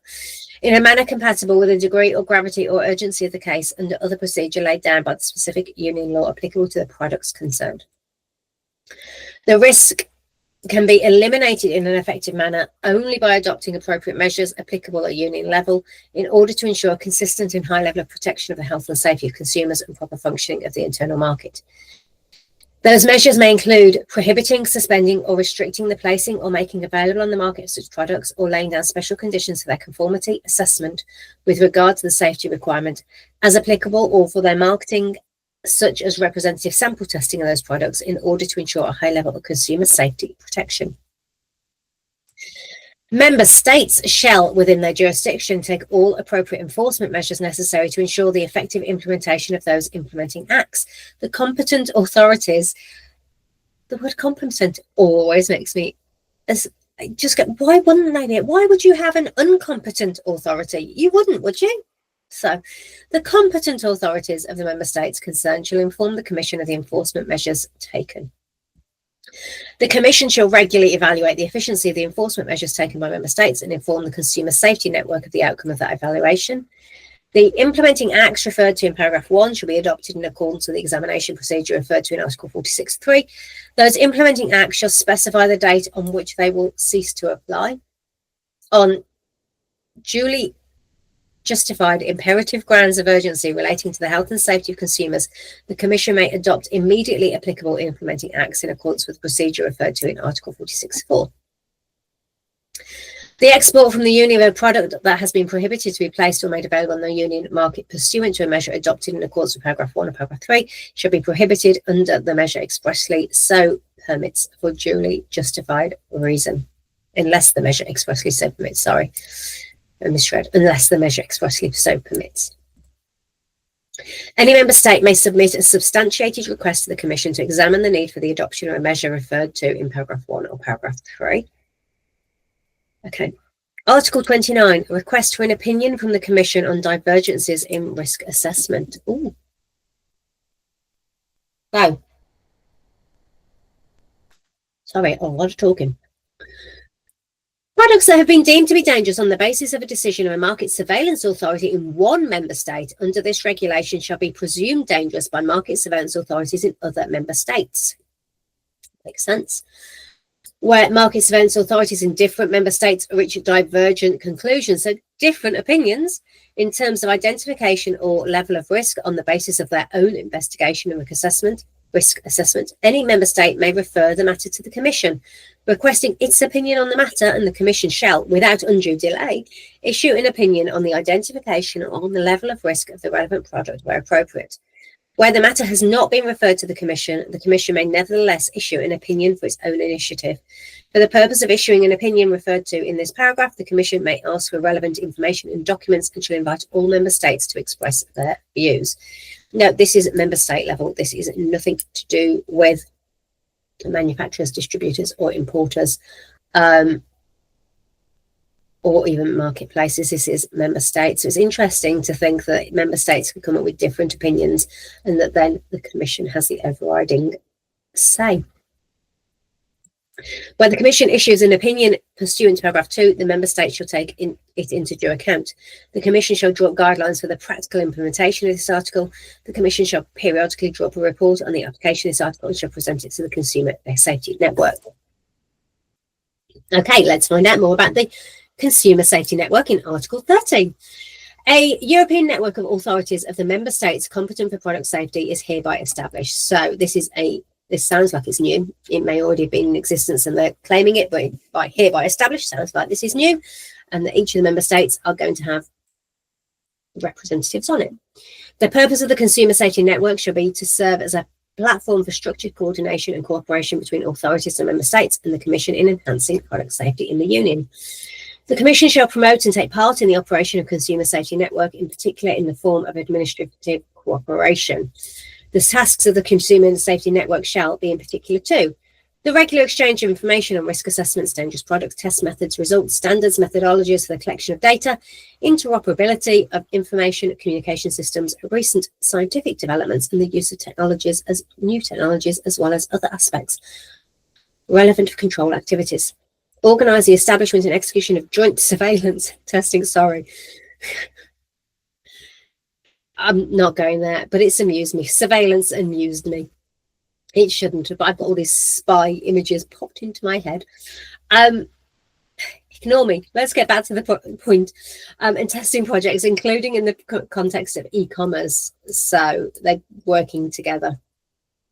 Promote the exchange of expertise and best practice in cooperation and training activities. Improve cooperation at union level with regard to the tracing, withdrawal, and recall of dangerous products.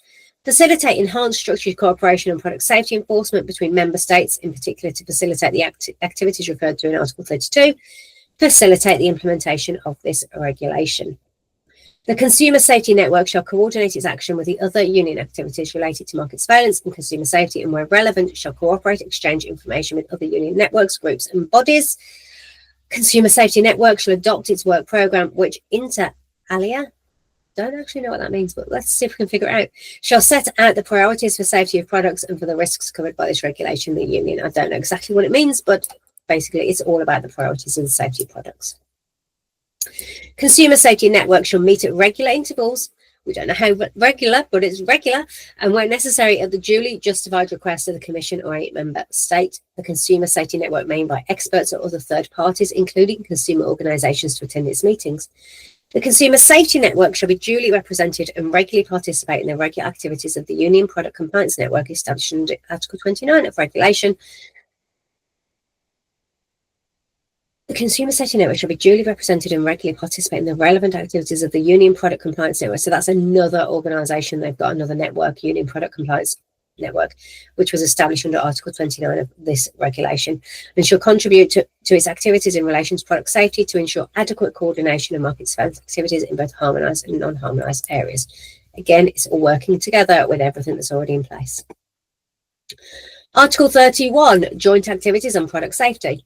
In the framework of the activities referred to in Article 30, market surveillance authorities may agree with other relevant authorities or with organisations representing economic operators or consumers to carry out activities aimed at ensuring safety and protection of consumers' health with respect to specific categories of products made available on the market, in particular categories of products which are often found to present a serious risk to health and safety of consumers. We are going over other things that we've already covered here, but now putting it into whose responsibility it is and how it's kind of starting to go to work. So the relevant market surveillance authorities and the parties referred to in paragraph 1 shall ensure that the agreement to carry out such activities does not lead to unfair competition between economic operators and does not affect the objectivity, independence, and impartiality of those parties. The Commission shall organise on a regular basis joint activities of market surveillance authorities, whereby the market surveillance authorities conduct inspections regarding products offered online or offline, which those authorities acquired under a cover identity. So, under a cover identity, see, surveillance. I told you spy isn't coming to my head. We've now got undercover. So they're going to basically be able to go and buy products and check them for themselves.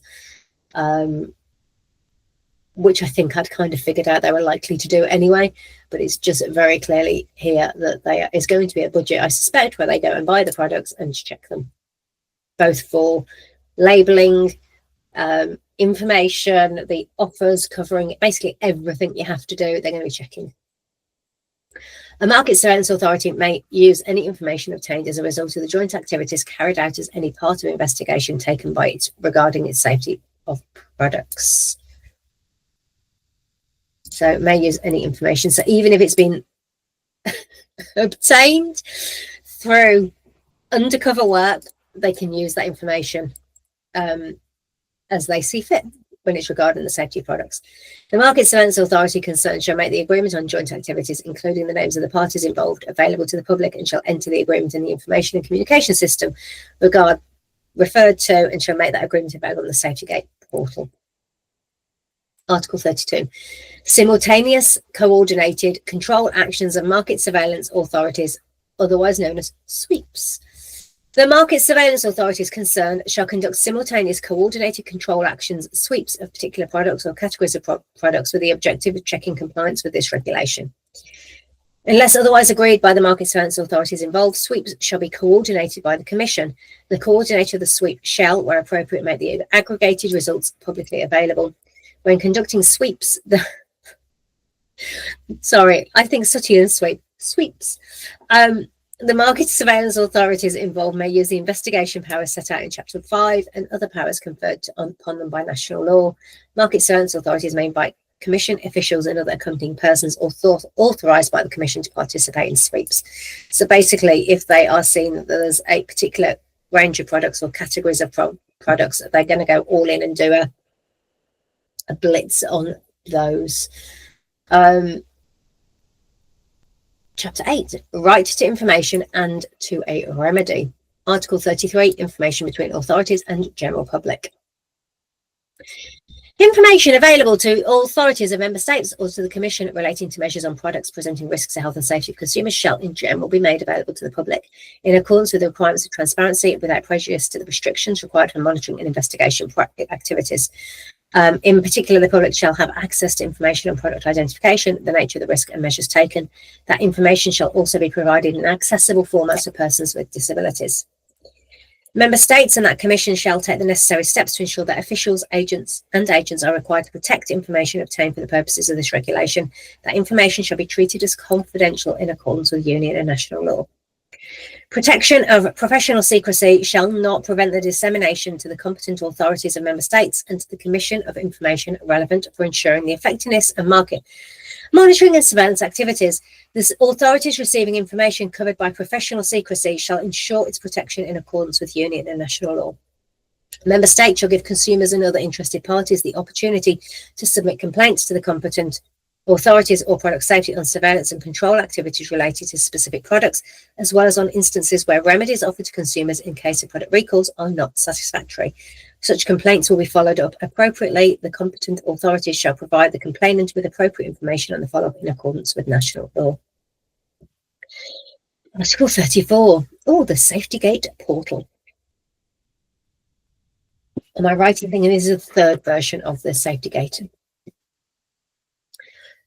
For the purpose of Article 9, 2022, 31, 33, the Commission shall maintain a SafetyGate portal, providing the general public with free of charge and open access to selected information notified in accordance with Article 26.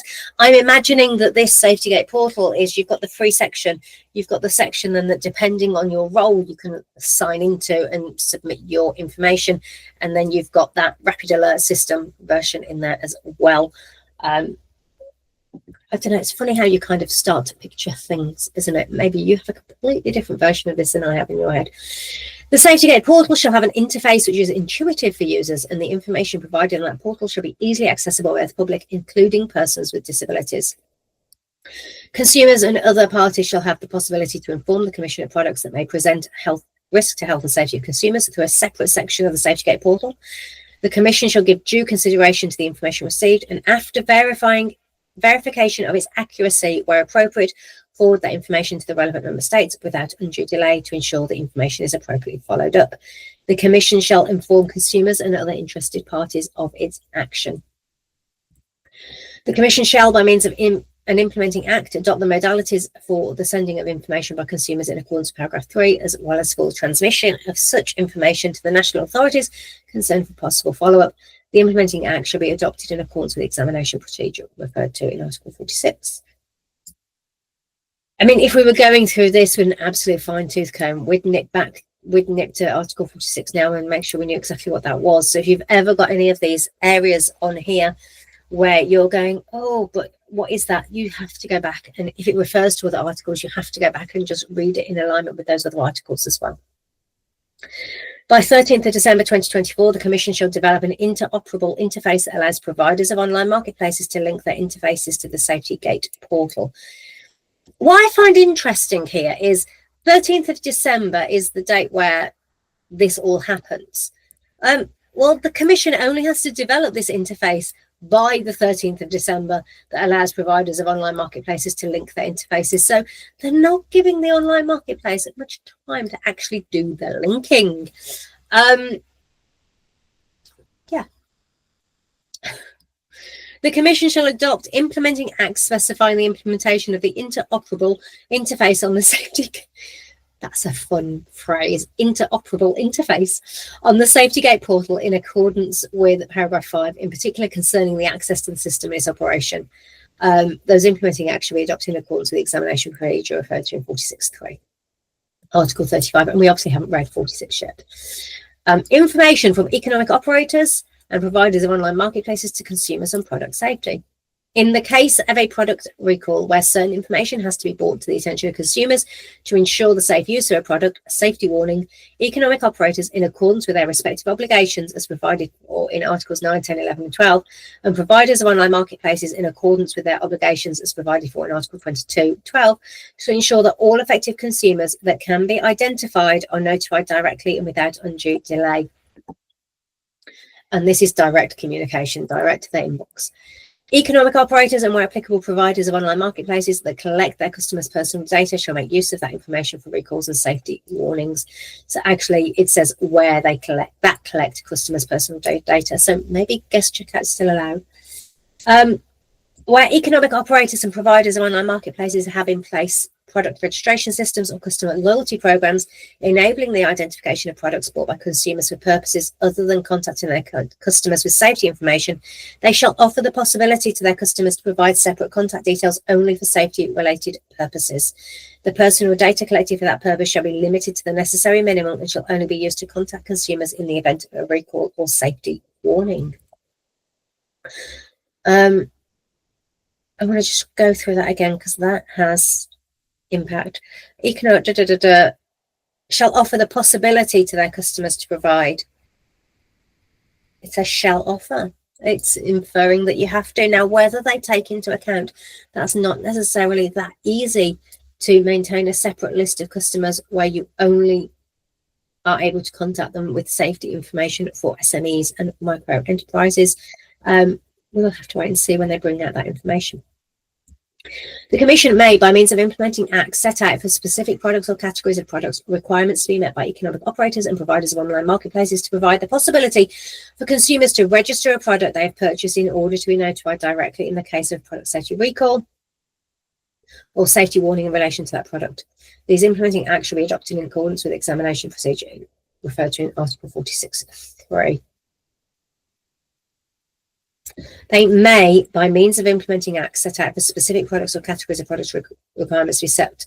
So the Commission might, let's say, for example, you sell something that is deemed to have a risk that is likely to, this is my interpretation, that is likely to need a recall at some point, then, and they expect it, or they just think there's a bigger risk here than we want, they are going to make sure that you actually have a specific way to register a product. Interesting. Where not all affected consumers can be contacted under paragraph 1, economic operators and providers of online marketplaces, in accordance with their respective responsibilities, shall disseminate a clear and visible recall notice or safety warning through other appropriate channels, ensuring the widest possible reach, including, where available, company's websites, social media channels, newsletters, retail outlets, and as appropriate announcements in mass media and other communications channels. Information shall be accessible to persons with disabilities. They really are serious. You've got to be able to get in touch with people. Article 36, recall notice. Where information on a product recall is provided to consumers in a written form in accordance with Article 35 and shall take form of a recall notice. A recall notice, which can be easily understood by consumers, shall be available in the languages of the member states where the product is being made available on the market and include the following elements. Headline consisting of the words product safety recall. A clear description of the recalled product, including picture, name and brand of product identification numbers such as batch, serial number, and if applicable, graphical indication of where to find them on the product, and information on when, where, and by whom the product was sold, if available. A clear description of the hazard associated with the recalled product, avoiding any elements that may decrease consumers' perception of risk, such as by using terms and expressions such as voluntary, precautionary, discretionary in rare situations or in specific situations, or by indicating that there have been no reported accidents. So you've got to avoid any elements that may decrease consumers' perception of risk, even though that is going to be an intuitive, instinctive way to do this, that we don't want people to kind of worry. Actually, I believe that this is because they know that less people react when you have that decreased perception of risk. And they want people to respond. A clear description of the action consumers should take, including an instruction to immediately stop using the recalled product. A clear description of remedies available to consumers in accordance with Article 37. A free phone number or interactive online service where consumers can get more information in the relevant official languages of the Union. It's going to be fun, isn't it, as a small business owner? Encouragement to share the information about recall with other persons if appropriate. I imagine with this, the interactive online service, you could potentially have an FAQ section, and if then there's the option of Google Translate. Encouragement to share information with recall with other persons if appropriate. The Commission shall, by means of implementing acts, set out the template for a recall notice, taking into account scientific and market developments. These implementing acts should be adopted in accordance with the advisory procedure referred to in Article 46. That template should be made available to the Commission in a format that enables economic operators to easily create a recall notice, including in accessible formats for persons with disabilities. How are we doing? A bit more to go. I'm hunching over. I can feel it in my back as I'm sitting here. Let's go and do a little bit more. Let's see how far we can get. Article 37, remedies in the event of a product safety recall. Without prejudice to directives, those ones, in the case of product safety recall initiated by an economic operator or ordered by a national competent authority, the economic operator responsible for the product safety recall shall offer the consumer an effective, cost-free and timely remedy. Without prejudice to any other remedies that the economic operator responsible for the recall may offer the consumer, the economic operator shall offer the consumer the choice between at least two of the following remedies. First, the repair of the recalled product. Two, a replacement of the recalled product. You can offer at least two with a safe one of the same type and at least the same value and quality. Or an adequate refund of the value of the recalled product, provided the amount of the refund shall be at least equal to the price paid by the consumer. By way of exception to the first subparagraph, the economic operator may offer the consumer only one remedy where other remedies would be impossible, or compared to the proposed remedy would impose costs on the economic operator responsible for the product safety recall that would be disproportionate, taking into account all circumstances, including whether the alternative remedy could be provided without significant inconvenience to the consumer. The consumer shall always be entitled to a refund of the product where the economic operator responsible for the product safety recall has not completed the repair or replacement within a reasonable time and without significant inconvenience to the consumer. Repair by consumer shall only be considered an effective remedy where it can be carried out easily and safely by the consumer and where envisaged in the recall notice. In such cases, the economic operator responsible for the product safety recall should provide consumers with necessary instructions, free replacement parts or software updates. Repair by consumer shall not deprive the consumer of the rights provided for in those directives. Disposal of the product by consumers shall only be included in the actions to be taken by consumers under Article 36.d, where such disposal can be carried out easily and safely by the consumer and shall not affect the right of the consumer to receive a refund for or replacement of the recalled product. The remedy shall not entail significant inconvenience for the consumer. The consumer shall not bear the cost of shipping or otherwise returning the product. For products that by their nature are not portable, the economic operator shall arrange for the collection of the product. So recall, if you've ever got to recall products, it's completely at your cost. You have to refund everything, and you cannot inconvenience your consumer, or significantly, I should say, inconvenience your consumer. Article 38, Memoranda of Understanding. National competent authorities and commission may promote voluntary memoranda of understanding with economic operators or providers of online marketplaces, as well as organisations representing consumers or economic operators aimed at undertaking voluntary commitments to enhance product safety. They basically want everybody to be on the same page of going, we all care about product safety. Nobody wants a hurt customer, do they? Voluntary commitments under such a memoranda of understanding shall be without prejudice to the obligations of economic operators and providers online marketplace under this regulation and other relevant union law. It doesn't replace this. Article 39, representative actions. Directive, that one shall apply to the representative actions brought against infringements by economic operators and providers of online marketplaces and provisions of this regulation that harm or may harm the collective interests of consumers. So this is obviously quite an important one, that if you infringe this, then they have rights of taking action. Right. International cooperation, Article 40. We are now on Chapter 9. International cooperation. I've said that already. In order to improve the overall level of safety of products made available on the market and to ensure a level playing field at an international level, the Commission may cooperate, including through the exchange of information with authorities of third countries, international organisations in the field of application of this regulation. Any such cooperation will be based on reciprocity. Said it. If I break it down, I can say it. Reciprocity shall include provisions on confidentially corresponding to those applicable in the Union, and shall ensure that any exchange of information take place in accordance with applicable Union law. The cooperation and exchange of information may relate inter alia to the following: enforcement activities, measures related to safety, also with a view to preventing circulation of dangerous products, including market surveillance, risk assessment methods, product testing, coordinated product recalls, scientific, technical and regulatory matters, aimed to improve product safety and develop common priorities and approaches at international level, emerging issues of significant health and safety relevance, use of technologies to improve product safety and increase traceability in the supply chain, standardization, related activities, exchange of officials, training program. What I find interesting as we're going through this is international cooperation. I've heard it said that other people are going, oh, this is coming in other countries. And actually, it probably should. And we're going to hate it. And we're going to think this is so hard for small businesses. And hopefully we can get those elements ironed out so that there's a way that small businesses can adopt these. But actually, reality is we want safe products, don't we? Yeah, but the fact this is all talking about, I can't remember where I got to there. This is all talking about international. Does mean that we can expect this. If they've got to comply with this anyway, they might as well bring it in. It's kind of my theory.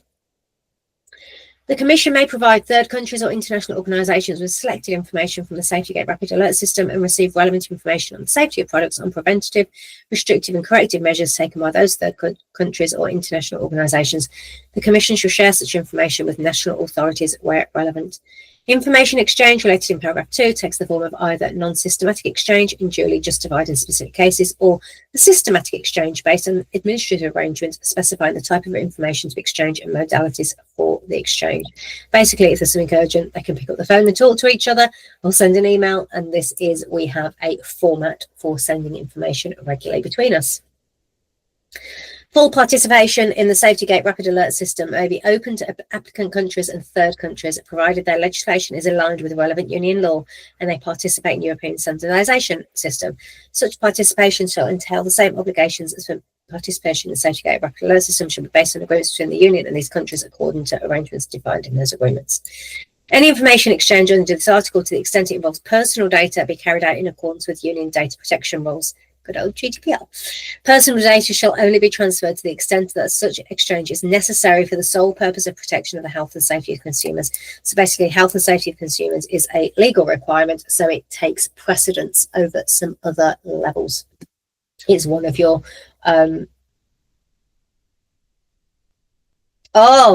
the phrase has gone, but it's one of the reasons for being able to share information. We have orders, contracts, we have legitimate interest, and obviously legal was up there, that it kind of overrides most things.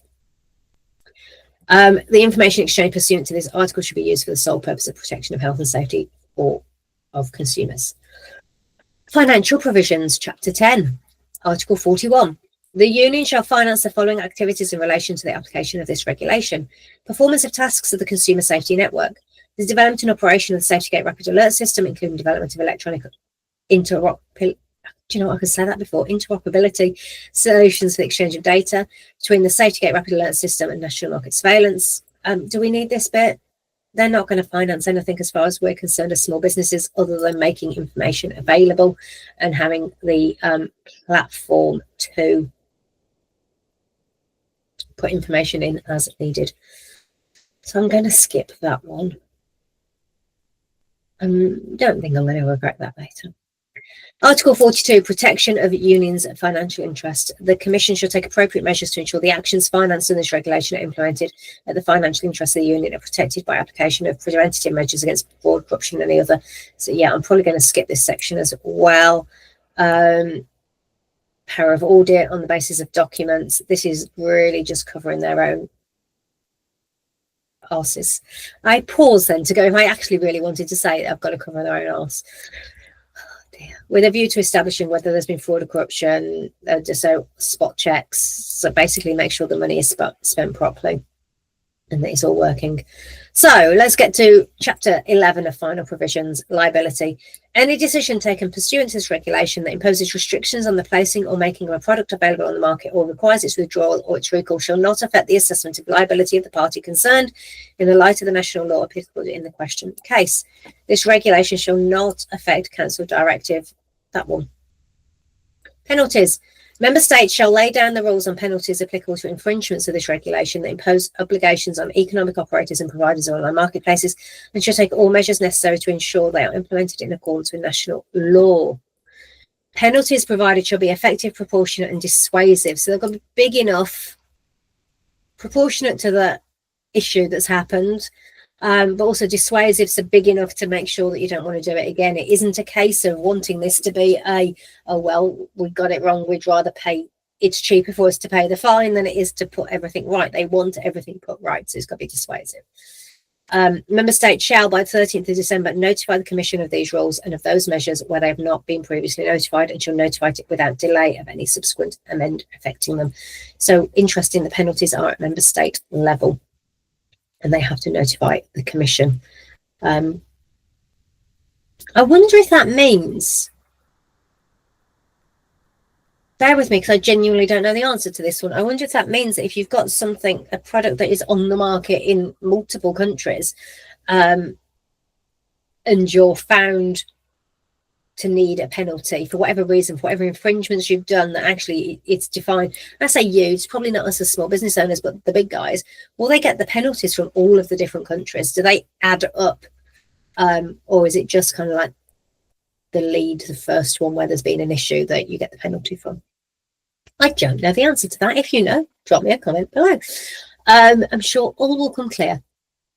We don't want to need to be in the position where we need penalties, though, do we? So, exercise of the delegation. The power to adopt delegated acts is conferred on the Commission subject to the conditions laid down in this article. The power to adopt delegated acts referred to in Article 18 and 26 should be conferred on the Commission for an indeterminate period of time from the 12th of June. That's 2023, it's been and gone. The delegation of power referred to in Article 18 and 26 may be revoked at any time by the European Parliament or Council. A decision to revoke should put an end to the delegation of the power specified in the decision. It shall take effect the day following the publication of the decision in the Official Journal of the European Union, or at a later date specified therein. It shall not affect the validity of any delegated acts already in force.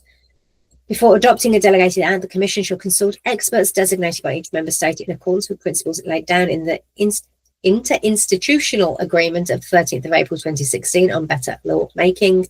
Again, this is just bringing all of those bits together and tying everything up. As soon as it adopts the delegated act, the Commission shall notify it simultaneously to the European Parliament and to Council. I believe we're already. This has been adopted. A delegated act. what does this say? Adopted shall enter into force only if no objection has been expressed either by the European Parliament or Council within a period of 3 months of notification of that act. The period shall be extended by 2 months. The initiative, it's gone. So what have we got here? Committee procedure. Really don't think they need to go through that bit. Article 47. In fact, do we? The committee shall be assisted by the commission. I nearly said the committee will be assisted by committee. The commission shall be assisted by committee. That committee shall be a committee within the meaning of the regulation of that, whose reference is made to reference. Okay. You need to dig into all the other bits there to really understand that, and I'm skipping it through. Article 47, evaluation and review. By December 13th, 2029. Okay, so where are we? We are coming in on December the 13th of December 2024, so 5 years. The Commission shall carry out an evaluation of this regulation. The Commission shall submit to the European Parliament, the Council, and to European Economic and Social Committee a report on the main findings. That report shall assess whether this regulation, and in particular Articles 18, 22 and 25, achieve the objective of enhancing the protection of consumers against dangerous products while taking into account the challenges posed by new technologies and its impact on businesses, and in particular on SMEs. Now, again, that I find positive. Let's very quickly just remind ourselves what 18, 22 and 25 are. Let's go back to find 18. I've forgotten the third number now. That's useful, isn't it? 18. Am I looking at the track? 18 is that. It was 22. Oh, that was a long one, wasn't it? Obligations of online marketplaces. Okay. And what was the other one? I can't recall. I've got to find myself again now. We did international, we did finance, or we scanned financing, final provisions, committee procedure, there we are, 25. Okay, I was wondering if those were the ones which related to obligations, but it didn't seem to be.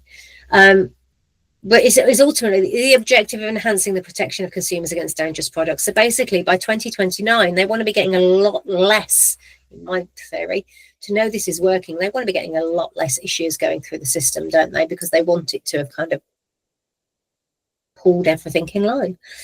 By 13th December 2029, the Commission shall draw up an evaluation report on the implementation of Article 16.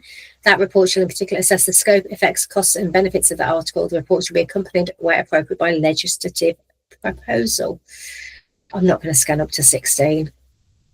Do you know what? I've got another tab open. No, I haven't. It's not there. Let's not worry about it. Oh, shorter one, 27. By 13th of December 2027, the Commission shall assess the modalities for implementation of the provisions on the removal of illegal content from online marketplaces, referred to in Article 22, and by means of union notification system designed and developed within the Safety Gate portal. Such assessment shall be accompanied, where appropriate, by legislative proposal.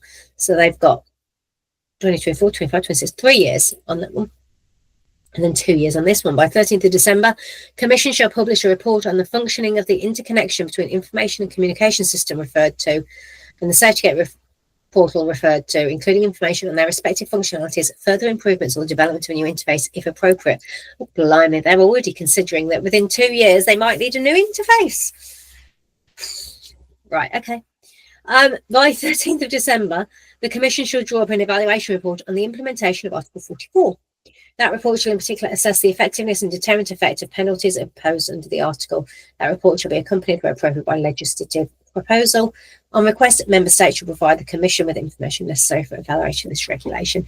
What I like there is that it is being evaluated. I mean, it's not fast evaluation, but within 5 years, they are definitely looking at the impact on SMEs. It doesn't help anyone particularly at the moment, other than hopefully it means that they will be monitoring as we go and things will adjust as they go, as in my experience tends to happen with regulations, because it's all down to interpretation.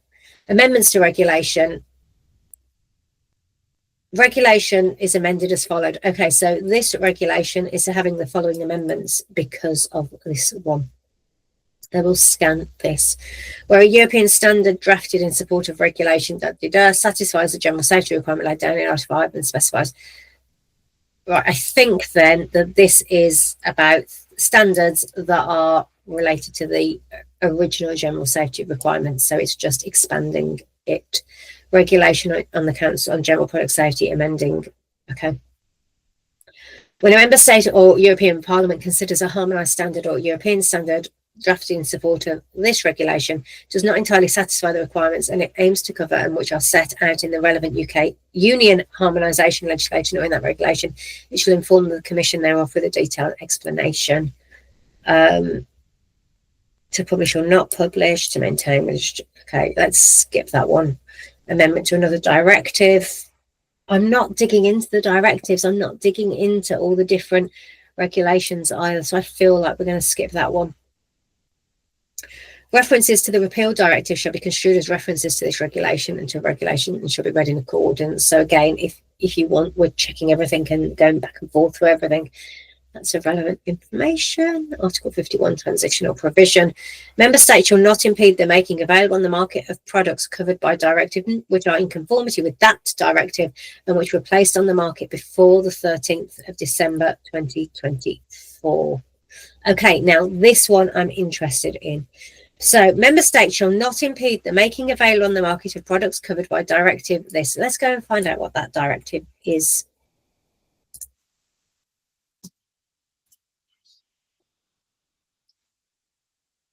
All right, double checking it was the right one. So this is Directive 2001/95 EC of the European Parliament and of Council of 3rd of December 2001 on general product safety. Okay, so assuming, dangerous to assume, but assuming that your products comply with this, member states shall not impede the making available on market of products covered by this directive, which are in conformity with that. So you've got to meet those issues and were placed on the market before the 13th of December 2024. My concern with this is, how do you prove this? You only prove that by having documentation. You only prove that by, if you are a manufacturer, still having an EU representative who holds that documentation for you. So it doesn't mean you don't have to do any of this, but it means that they shall not impede the making available on the market products covered, which were placed on the market before the 30th. So before these regulations took place, but you still need to be able to prove it, and you can't just kind of go, yeah, it's okay, I was on the market before this, it doesn't matter. Because you still need to be able to, I would argue, to prove that you are covered by this directive with your paperwork that's there and prove that you were on the market before 13th of December. They're not going to make it so easy that they just go, oh, you're telling me you were on before the 13th of December. Yeah, that's fine, in you come. They're not going to quite make it that easy. But it is good to know that that is there. And I stress that they're not going to make it that easy, because I think I've heard people discussing that. It's fine. My listings were already up before then. Okay. You're still going to have to prove that you are covered by this, because that's what it's saying, that you're in conformity with this. And you're still going to have a way of having all of that information available for them, which I suspect will still be through the EU representative if you are selling direct to consumers. Entry into force and application. This regulation shall enter into force on the 20th day following that of its publication in the Official Journal of the European Union. It shall apply from the 13th of December 2024. This regulation shall be binding in its entirety and directly applicable in all member states.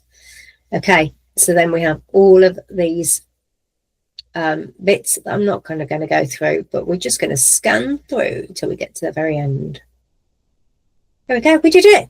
Wow. Okay, so there's a lot in there, but there's also not a lot in there, in the sense of the way it relates to so many other directives and regulations and the interconnectivity of it all. Oh, you can tell I've just read too many legal terms. Let's actually get it off the screen. Yeah, a lot to take on board there. I think what I'm going to do is I'm going to end this video here. If you've got any thoughts or any comments and you've got this far with me, please do let me know. And let me know you got to the end as well. I would love to know that you got this far. Maybe I need a secret word to put in. I'm not going to. I think after having gone through that, my brain cannot come up with a secret word. But interesting. There's a lot of areas in there where I feel it's open to interpretation, where I can see that there's going to be a lot of speculation, particularly that last point about the fact of it was on the market before the 13th of December. So it's fine, doesn't apply. No, but the other directive applies. And you're going to have to be able to show that you comply with that. So I think there will be a crossover. It's just that member states cannot impede. They've got to take that into account. So yeah, lots of interesting things in there. I think what I'm going to go and do now is I'm going to go and kind of digest some of this information, and then I've got a few other ideas for videos. So I think I want to dig into secondhand products, particular like animal-based products and different elements of this to see if we can get to the bottom of that. So we've got more answers for people. Right then, thank you for sticking with me. It's been an absolute pleasure. Hopefully you're feeling a little bit more informed now. Any questions, pop them below. Any thoughts, pop them below. Let's help all the other small businesses out there who are just kind of tearing their hair out and thinking, that's it, I can't do this anymore. Let's help figure that way through, because international cooperation, this could come in all over the place and all over the world. And even if it comes in like it comes into the UK, you're going to have this technical documentation, all of that sorted for your own country as well, potentially in the future. So the more we can get our head around it now, the more we can start to put good habits in and good practices in, the better it's going to be and the easier it's going to be in the future. That's it. Thank you for joining me. I'm Nicola Smith from A Handcrafted Business. Bye for now.